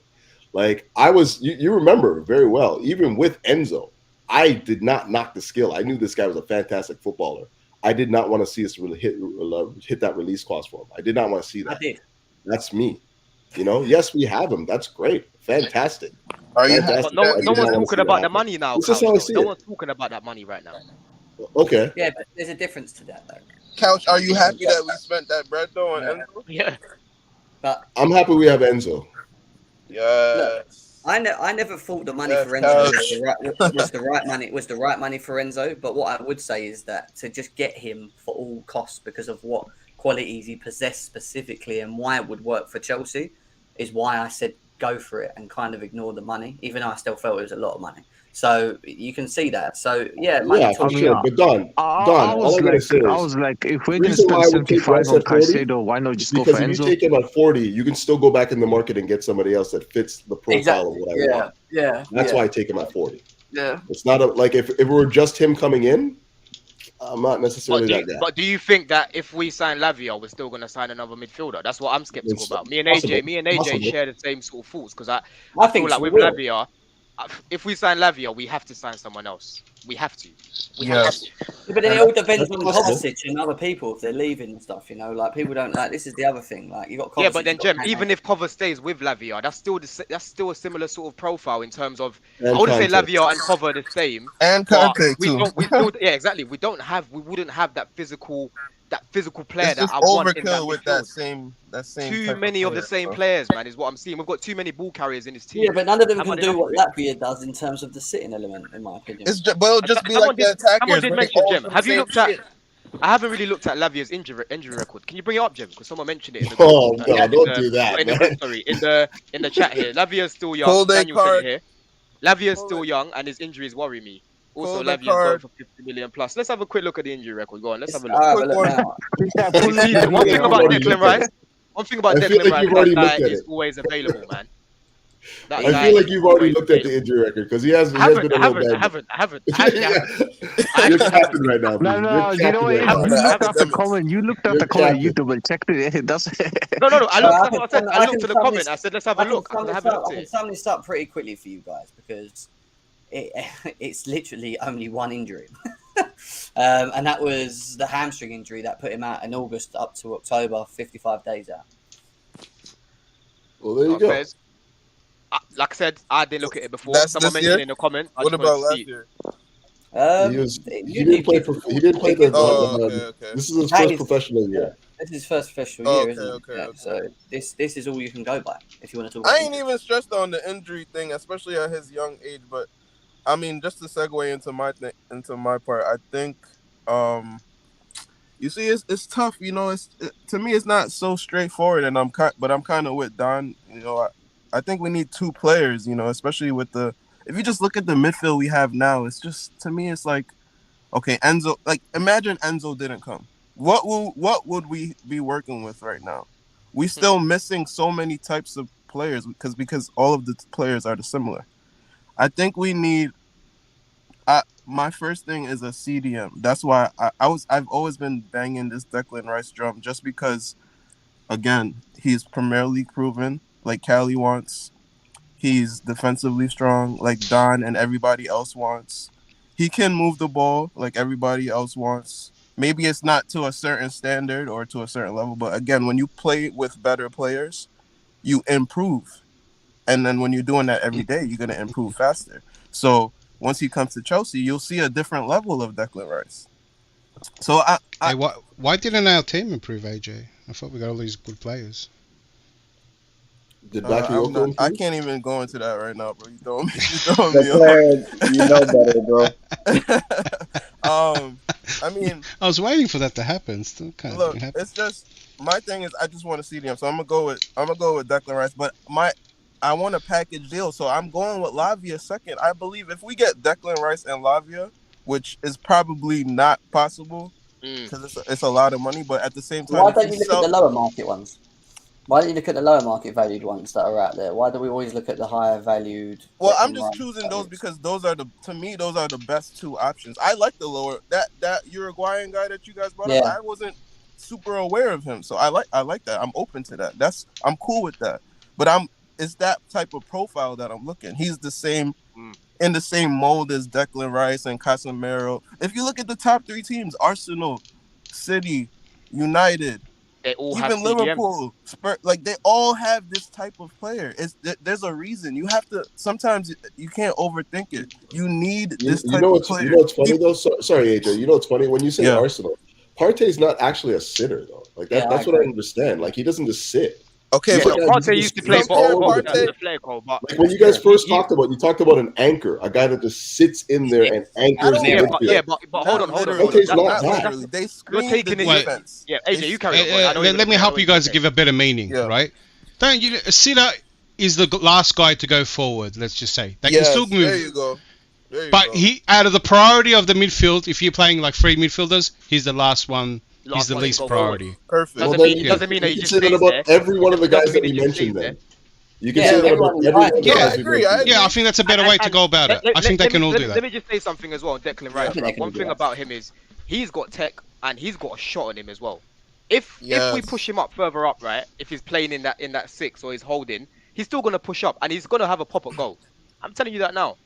So but you got Enzo for that anyway. I don't you got Enzo. But I'll tell you why. Are you gonna turn it down if he's shooting as well, Jem? When do we ever shoot one side the box, man? Yeah, but I don't like the common demand that doesn't say to me, I get a player that I get what you mean, but a player that can sit outside the box and. Yeah, no, but what I'm saying is, I think with Couch, he's looking at it like we just want someone to literally just pick up the ball from the defenders, play it forward, and not press. That's not going to happen. Bro, you guys said anchor. The word that you used was anchor. What does an anchor mean? Yes, you can be an anchor and still push up. Yeah, bro. Yeah, but nobody's going to see.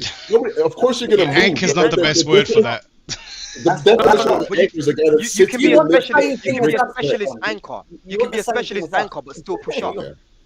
We're just struggling with the terminology then, because when I hear anchor, I think a guy that sits in the middle and just breaks a play.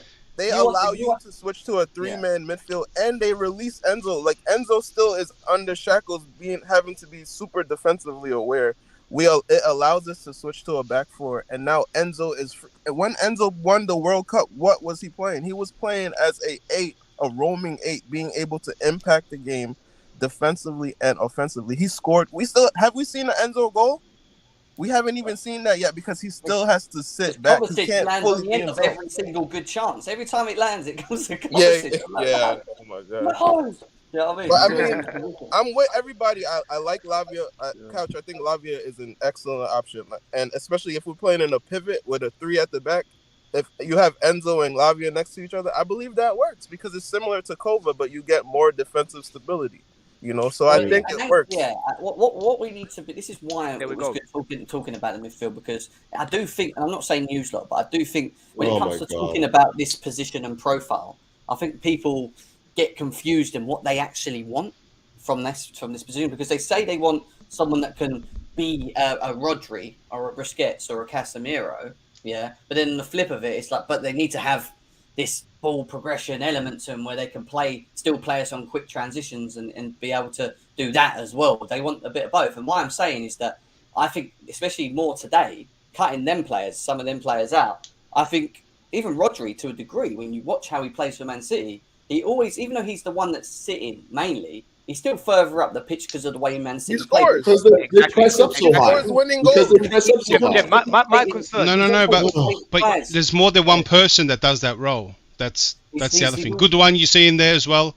So it depends how you want to play. He's also dictating the play, is what I'm saying. His progression on the ball is good. He's not a bad passer. He can play a long ball. He can play a short ball. He can play balls in behind. He could also shoot outside the box, even though I've seen him score a couple here and there. But he possesses that, and that's why I think when you look at all of that and you try and work out what we need, forget anyone else right now. What is it that we think? I'm saying not what we need. What we think we need in the midfield is the qualities that I think Latvia has, because even if he is the anchor, he has to play more of the guy that sits back. He has the ability to be able to break play and the strength to break play, but also once he's intercepted, have the eye to then switch us back onto a quick transition. Okay, Jem, look, that's us in possession. That's us in possession, right? That's the type of sitter that I'm saying we need, not a strict Casemiro type player That's Okay, just gonna. but Jem, can I ask you a question then? So let's say we Right. get Lavia right in the summer. Let's say we get Lavia in the summer, and Declan Rice goes to Arsenal, right? So now let's say we're playing against Arsenal. It's Partey, Rice, and Odegaard in the midfield, right? Up against Enzo and Lavia. Do you really think that we're not going to get bossed in midfield up against that? Partey, No, we'll get cooked. Partey, Odegaard, and We'll get Rice in cooked. He's midfield. right. Hey, We'll Don, get is cooked. your argument for Rice just to get No, Rice so Arsenal doesn't get him? No. I'm asking you a question because What if we got the biggest midfielders? Just the biggest muscling midfielders. And you make it sound like it's a rugby tackle. Answer my question. Answer my question. I'll answer your question. What's the Arsenal midfield? What's the Arsenal midfield? What's the Arsenal midfield? Let's say it's Lavia and Enzo in our midfield, right? Up against Rice, Odegaard, and Partey. You're telling me we're not going to get bossed? Let me ask you this then. Let me ask I you don't this. You're necessarily right. know that's going to happen. Let me I flip don't it. necessarily Are they know that high up of the pitch? Wait a second, guys. Wait a second. What if it was Declan Rice and Enzo up against Partey, Latvia, and Odegaard? We'd get cooked. That's my point. That's my point, man. It doesn't matter. I don't see us getting cooked. I don't see us getting cooked. I don't see us getting cooked. No, it's not the same because Lavia is not as good defensively as Declan Rice is. What do you mean, bro? If Lavia was in that team, we would get cooked. Cooked. Hey, but Don, wouldn't those players be up against, like more like Felix and Cuckoo and whoever else we're going to play through the middle? Any striker? Basically, the way we have to set up in them bigger games would have to be Latvia, Enzo, and Kante against Odegaard. Okay, then you change the shape. Change the shape. Yeah, I'm just giving you an example. Yeah, and then Enzo beats the one that's more further forward. Enzo and Kante and Latvia or Rice, so the more of the ones that are going to kind of break up play and anchor. Do you know what I mean? That's my main concern. That's what it is. It's a system thing, though. It's not a specific profile thing. That's what I'm saying to you. It's not about having Casemiro or Rodri in there with Enzo, and just let him be on his own against Partey and fucking who else. He's gonna have the same problem. Do you know what I mean? Like, it's the same thing. Like, I got an answer for you, Don, too.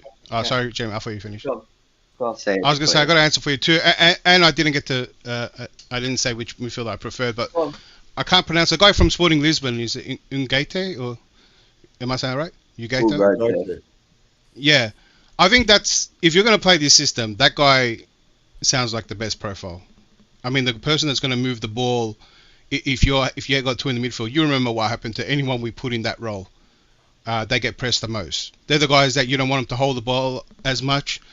And I agree with you guys with Latvia too. I like how he is on the ball as well. We don't need someone that's going to just carry the ball in this system.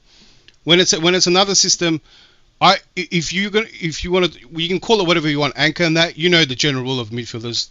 You don't want them to hold the ball as long. The person that can move the ball the best, that's what the general rule is, right?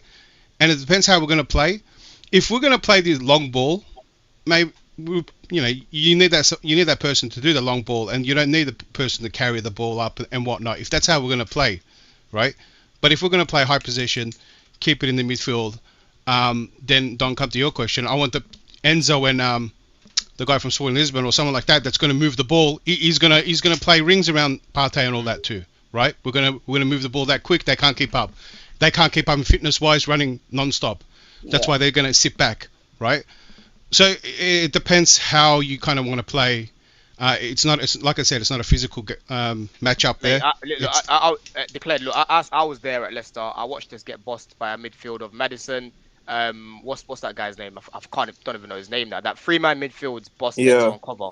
So when I'm looking at that, and you're looking at two ball playing midfielders, for me, I just don't like it. I'll be honest with you. Like, I don't like it. I don't too. But it's also this is what I keep saying to you. Especially when it's free. It's also a tactical thing because if you remember that Leicester game, we done something quite clever in that game. We knew that we had two players that weren't defensively perfect. But what we did in that game and why we become successful later in it was because what they did from a tactical point is take 2 steps backwards and stop the gaps between the defence and the midfield. So they allowed them to have the ball in front of them. But it was like, what are you doing with it? They didn't. Does that mean that we're going to be a counter-attacking team? And we won 1-0. Doesn't that go against? That's how we've been Does that mean that we're going to be counter-attacking? We're not going to have the ball. We're going to let every team have the ball. That's how we've been playing. Hold Yeah, on. that's how we've been playing now because we haven't got a DM. Exactly. It goes back to the point. No. Literally.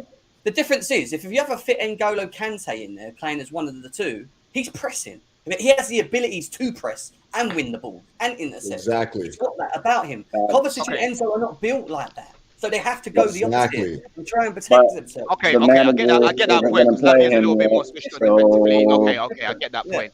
But again, that goes back to my point.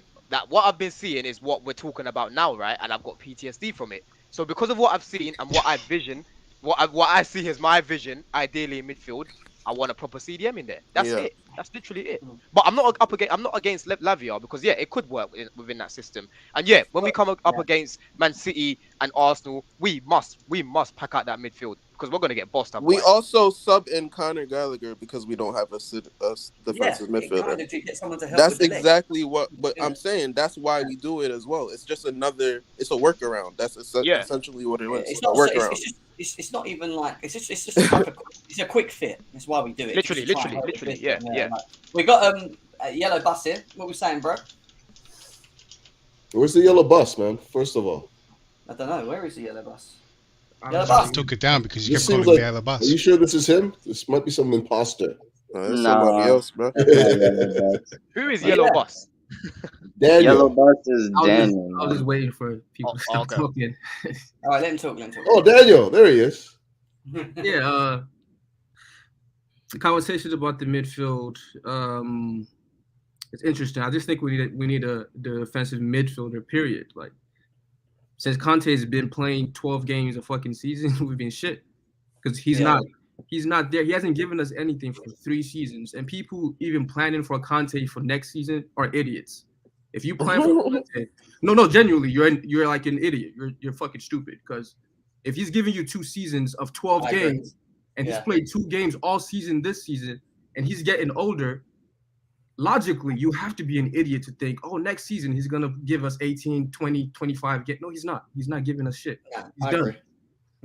Stop planning. But he can still give you those 12 games, though, yeah? Kovacic is injury prone as well. But he can still give you those 12 games, though, yeah? So he's still a value. No, he can. Listen, it's getting worse and worse. I don't know. Last year was 12. This year is going to be 5, and next year is going to be like 6. I mean, the point of the surgery was so he could play more games, but I don't know. Yeah, that always works. Once they get surgery, it's just everything stops. Injury prone. Well, it does tend to heal players. But you postpone if you remember surgery for so long, and then you get if you remember Robben. I don't know if you follow the career of Arjen Robben. Like, and no 1-2 players are equal, but Arjen Robben was injury prone from the beginning of his career, and then took the big surgery when he went to I think it was Bayern, and then healed up and was able to play the rest of his career. I agree with that. The truth is, we don't know. Do we want to look? Yeah, we don't know what Kante we're going to get back. Hold on, just quickly. Do you want to look Nothing at but facts, coach. He's just saying not to bank on it. That's all he's saying. I agree. We don't gotta look at Robben didn't. But Dan, you make a good point because I was mentioning these like what you're saying now. I wasn't speaking about next season. I was speaking about Kante coming back. Like the way everyone was sort of going on about it as if this is Kante in his prime. I was like, guys, relax. Like what we've seen from Kante recently hasn't been the Kante that we know. If you go back to that Real Madrid game, right, the way he gave away that ball when Modric did what he did, right, Kante of old ain't doing that, and we don't know what Kante we're gonna get back.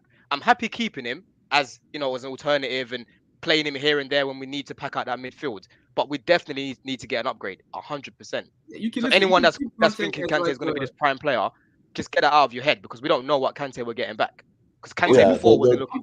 To dismiss him is the same, right? To dismiss him is the same, though. Like you don't dismiss him. Yeah, no, I'm not dismissing him. I'm not dismissing him. I'm just going to hold my tongue on Kante. I'm going to hold my tongue. Let's go back to Dan on like what we spoke about the DM options and stuff. What you saying? Yeah. So I want to hear this. In my opinion, if you're getting somebody like Rice, you're guaranteed 33 games starting, right? Like you're seeing with Enzo now. Who can replace Enzo in our team? He has to start every game, and he is starting every game. But physically, it looks like he can also hold himself and handle it. If it was a situation where, and this is why I don't want certain players where it's like they play one game, we have to rest them. We have to do this, we have to do that. If Gallagher and Ruben Loftus-Cheek play a majority of games next year, and we sign somebody, it's a fucking failure. Then you haven't improved whatsoever. So I want somebody who I know can give me 33 games in the league just by itself, right, and still give me the exact same level.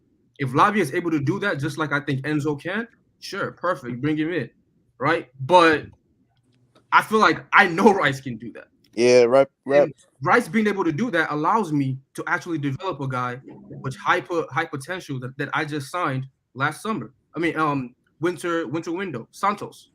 Right? We signed Santos. You want to develop these young guys. You can develop them when you have a main guy who can play 33 games. So he doesn't have to come in and have to start, which has happened to a lot of young players that we've signed, where they come in when we're shit and they have to play well, and then we get mad at them, and then we're saying shit about Chukwuemeka and all these young guys, right? And Lewis Hall hasn't seen the pitch in how long after a bad game? That's because we don't have settled players in those positions where, okay, now you can come in for this game, you can come in for the last 20 minutes, last 30 minutes, and develop the way you actually want to. If you get a 19-year-old in Lavia, right, unless he's that guy and he can really just come in and handle it, I think that's not the right option that I would go with. And Ugarte, I think he's a very good option. I'll probably get him. If we're saying no to Rice is too much money, then I would get him, try to trigger his release clause, and then maybe get someone like a Paulinho, right? If I can get him for a decent price. So you have an experienced guy in there, and then you have also another young guy in there. So you have two midfielders. Not too much of a problem of what Conte does or what he gives you and blah, blah, blah. But just for me, I'll just go get Rice. Experience, availability, and the ability for you to play several different formations where you're not only stuck. Is like, if we don't play a 3 at the back, we look like this. But then what do you do with Mudryk? What do you do with what's his name? What do you do with Noni? What do you do with all these guys that are like true wingers who will have to become inside forwards, right? 4-2-3-1 works for Felix. If he signed Felix, is he playing off the right now in a 3-4-3? How does that work, right? So it's like, whereas, you know what I mean? Like, you just have to. It doesn't make sense. We're definitely building a team to attack rather than just keep the ball. Like, I feel like that's we're just kind of with that 3-4-3 gem. We're not attacking the way we should be. We're not. We're just countering teams. Yeah, but even on the 4, even with the 4 at the back, we're not attacking the way we should be. Yes, because we ain't got. Because we don't have the CDM. Yeah, we don't have isn't it? That's what I'm saying. So, like, you can't. So, what do you do? Do you play a 4 at the back? And going back to what Dan just said as well, like, we've back, or you're a bit more secure, and just unfortunately the attack has to suffer. You know, just to add to that point that Dan just made, right? We've seen Rice do that role consistently at the highest level internationally, right, and for West Ham as well. He's done that season after season. Lavia, we can argue, he's done it for a season. You can argue he's inexperienced as well. Can we really trust him to play that role all season? Because he'll be the starting midfielder. We're basically going on what we think will happen. No, you can't to do that role. You can't. Because bro, you can argue that you've seen a lot more from Rice. You've seen a lot. I'm telling you right now, what we're doing is trying to develop a team. We're trying to. You can say that about Enzo. You can say that about Enzo. Enzo, we only really just learned about Enzo, 6-7 months? Yeah, he's been a professional footballer for 3 years, Enzo. But you see what I'm saying? Like, you have to trust what you see, right? Like, that's essentially what scouting is about. You trust what you see. Like, this guy at 19 right now looks like a player that is going to be a beast. That's all I'm saying. But Couch, I think what people are saying is this: is you can trust what you see, but you haven't seen enough of the other elements of what we're looking for. Like I just said, I need a player who can give me 33 games, that I know can give me 33 games.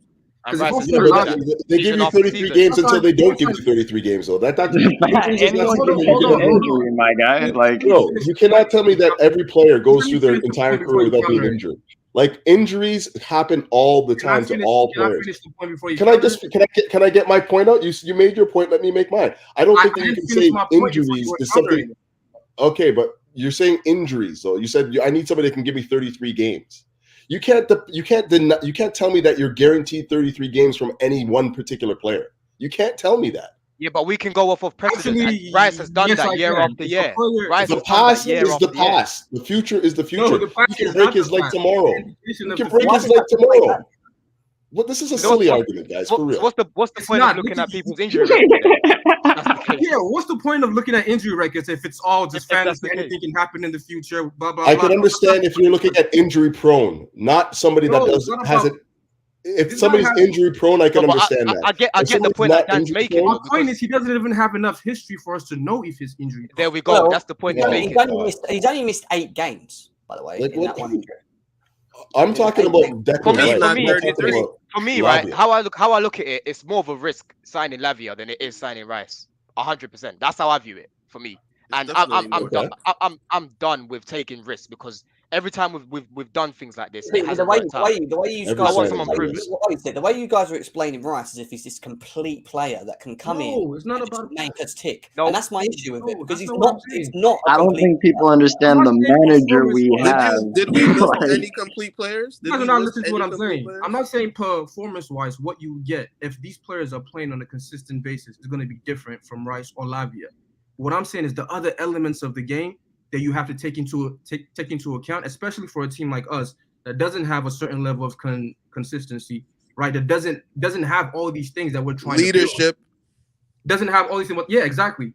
We need certain, like, that's why mentality. How old is Lavia? 21? We getting Enzo to revamp my midfield.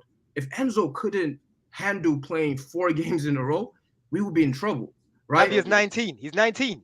We would be in trouble. So now we're saying, okay, we want a partner for Enzo. If Enzo's partner, and I'm looking at all these players, and I think these players I think Rice is better, but let's say they're on similar levels. And I'm saying I want somebody who I know they can build that partnership over the course of an entire season, play 28, 30 games, start in and build that chemistry together over a player who I don't know if he can do that. I'm going to go with this is where I disagree. I'm saying I don't know.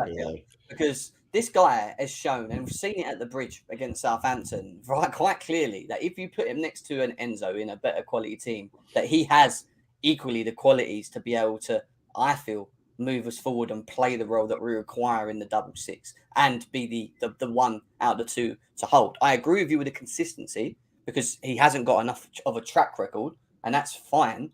But Enzo Fernandez didn't have a massive track record at Benfica. He was only there for a small period before we made. But Jeff, how many people had that profile that Enzo had? We had this conversation that if you looked at the market, it was only him and Frankie de Jong really that had that profile.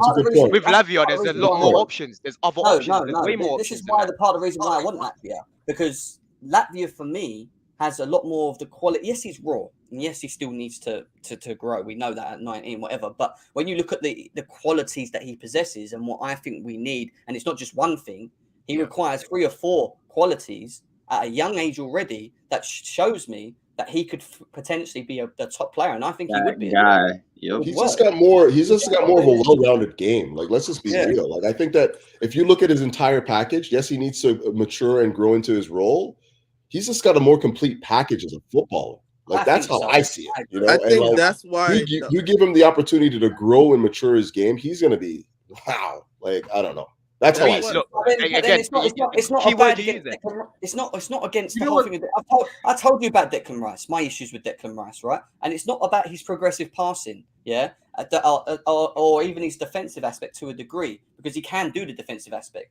What I worry with Declan Rice, and I've seen in games, and I told you, I saw him at Liverpool away, he was amazing from top to bottom, and he played very well, is that I still don't feel he fully understands his position. How old is Declan Rice? How old is Declan Rice? 24. We keep saying where he disappears. Where if you're a defensive midfielder playing in an important game, you kind of stand out a bit. He's 24.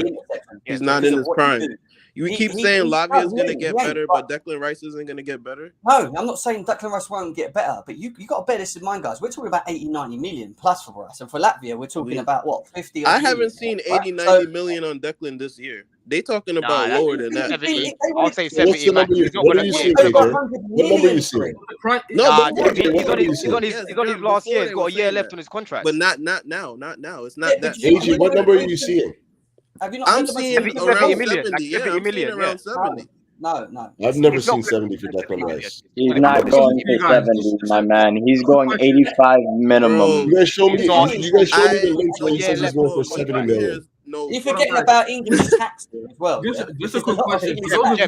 Thank you, Jem. I appreciate that honesty, Jem. Thank you. English tax. Wait. Hold on. Those of you who want Lavia, are you willing next year, whoever the manager is, to be patient with his development and understand that if he doesn't hit the ground running the same way Enzo has, if he hits the ground running like Mudryk or other players who need some time and are out the team and in the team. He shouldn't, because he's in the Premier League. That's what I'm saying. If we sat Graham Potter, absolutely, my man, 100%. So what would be the issue? What would be the issue of a player that plays in the Premier League from moving? Let's talk about it. From moving from Southampton to a quality team like Chelsea. I'll tell you what the problem is. The only real problem with him, not only is his injury record, is actually his quality.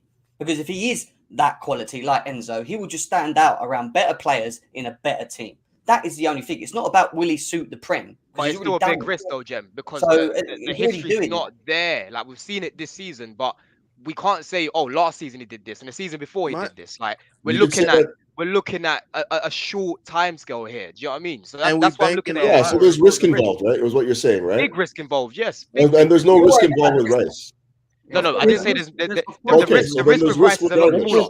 The risk is with Rice is smaller. Yeah, but if you're paying 100 million for, if you're paying 80, 90 million for Rice, but you're not paying that. What are you paying for Lavia? You find me. Oh my God, this is the argument. This is the argument. Let's see what both of the players are valued. For Rice right now. Rice is a year left in his contract. Pull it up, 70 million max. I'm telling you now. If Arsenal are in for Rice, we're in for Rice. You guys know that, yeah? We're going to try still. If Arsenal are in for Rice, we're in for Rice. We're going to try still Rice away from him. See, that's the only way it's going to happen, Don. You need Arsenal to go in for one Rice. of you guys, right, who's been watching Rice. I'm sure you guys have been keeping track of Rice and stuff like that. His weaknesses over the last 3 years, have they developed to the point where he justifies his price tag? Or you tell me what his weaknesses are. You tell me what his weaknesses are, and I'll be able to work out if you actually watch him.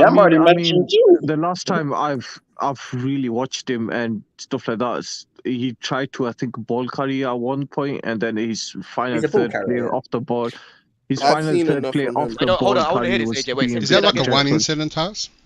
Carry on, Hassan. No. It was like his statistic record of ball carrying over the last 365 days. It was, I think, last year. I think I was looking at it. But obviously, I've not been watching it week in, week out. And you probably know a lot more weaknesses than I do. And you could probably educate us because I'm pretty sure, Don, you've been watching him quite a bit. I was going to ask, has he still got them sort of weaknesses? Has he improved on it? I'll be honest with you. I don't think he's as effective as people think he is. That's my issue. He hasn't been. He hasn't been the Declan Rice of last season. But look at West Ham this year. But West Ham haven't been good this year. West Ham haven't been good this year. So Declan Rice has dropped a level this season, but last season he was a beast. When they got to the semi-final of the Europa League as well, he played well. He played very well. He had a very good World Cup as well. The Euros, Calvin Phillips had a better tournament to him, but if you go back to the World Cup, Declan Rice was unbelievable, man. Yeah, he was great. He's a good player, very good player. I just feel like a lot of people dismiss him. So, because of his price. Nah, let's not have a conversation. It's an ugly role, man. It's an ugly role, and that's what it gets. It gets. Can I ask you something? I'm not saying he's the best player. But hold on. It's not Declan Rice. It's not Declan Rice or bust, right? My thing is, if we do end up saying we're gonna pay the money, we're paying the 85 million.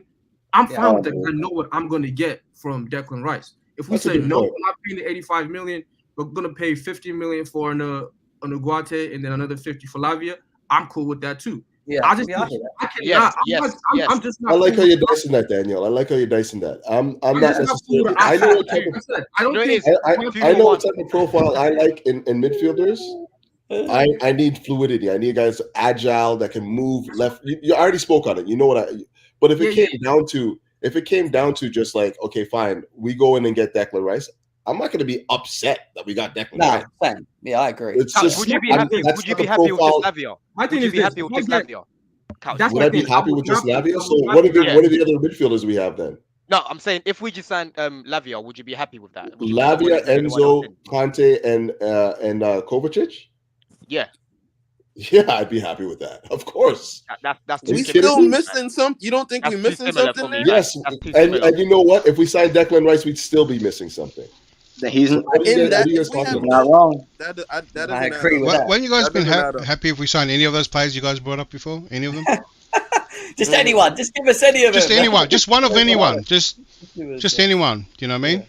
If you took the price out, my point is, look how passionate people get about these players, and they're not. That's what I was going to say. If you took the price out of it completely, and we spoke about it, I'd probably stage you out. But I don't actually. I'd have my preferences, like we all do. but I actually wouldn't really be too annoyed about any of them. I wouldn't. Yeah. I actually wouldn't. That's the truth. Yeah. Like, you know, but I just think, look, how effective are we going to be in the summer window in terms of improving the team? If we go for a Latvia and we get him for 45, 50 mil, let's just say, I'm just saying it hypothetically, would we then potentially look at maybe another midfielder of Kone and get him for 30 mil as well? Like, could that be an option, getting two midfielders in with what we have at the moment? If we do bring in Lavia, Gem, and we don't bring in another midfielder, that means we're gonna have to bed in Andre Santos. Like, we're gonna have to try. Well, he will come back in. I think we have to do that either way. We have to bet him in. Like, we can't keep let's 10 million here, 20 million here for these young guys and not betting them in. Yeah. So we need to have a plan for these guys, right? So Andre Santos, whoever else coming in. But my whole thing is, I just don't want to look up and see a midfield of next year. I'm going into next year, and I have Enzo is basically the most senior player who's starting. Because I don't believe, just personally, I don't believe Conte is coming back to any kind of consistent. I understand what you mean, 100% consistent. And then we win the Champions League. And I don't. So I just don't. I don't believe that, and so I'm not planning. I know he's gonna stay, but to me, him staying is more so senior player. If he's available, it's great. If he's not, we're not buying. Not that we can rely on him. That's when we're kind of cooked. So if these young guys come in, Enzo, Lavia, talking about Enzo, Lavia, Andre Santos, I don't think Kovac is going to be here either way. But I agree with that. He's not going to be here. I think him and Mount are leaving. Why would Kovac just stay at Chelsea? Or what's actually going to happen is players like Gallagher are going to play a lot more. Ruben Loftus-Cheek is going to play a lot more. And then we're come on here and complain about them and how you're not helping Enzo and all. And I'm tired of having the same cycle of bullshit. Same shit. Complaining, you see how same shit. If I can't wait till Lavia gets back, or I can't wait till this play. I'm tired of waiting for him to come back. You know what I'm saying? That's why, to me, it's like, if everybody is on similar talent level, I'm looking at the other factors of the game, of how available you are. And if I don't have the evidence for it, if you have the evidence, the manager, he's gonna play all the time. This is just a rare occurrence. Cool. I'm not mad at that, but I don't have the evidence to say I'll take Lavia over Rice, or even an Guate over Rice. But I'll take both of them. If you're giving me 2 versus 1, I'll take 2v1. Do you know Enzo Fernandez has never been injured in his footballing career ever? Mad, isn't it? That is Please mad. stop It's the speaking way, on it. Jem, do you know what it is? Do you know what it is though? It's the way he plays the game. Because if you were right. If you look at a player, if you look at how Jack Wilshere used to play, right? He used to get himself injured a lot because he used to run into players and release it just before they get into the challenge. Enzo knows what he's doing before he releases that ball. And if you actually watch him play as well, like he literally dictates the game. Even if I can get my words did you out. Did you just say that I was right? Yeah, you were right about Enzo. You know what it is with me, right? Jeb, hold on. When people say a certain thing about a player, like, I'm saying he's right, as in the level he thinks Enzo is going to be. I believe now he's going to get there. Because once these guys come in from a different country, only 20 games played, in Europe, and you're playing like this from the jump, right? For other players, we give them tags, and a lot of players over time. Havertz is one. All these guys. 2 years later, we're still giving the tag. Oh, is he this? Is he that?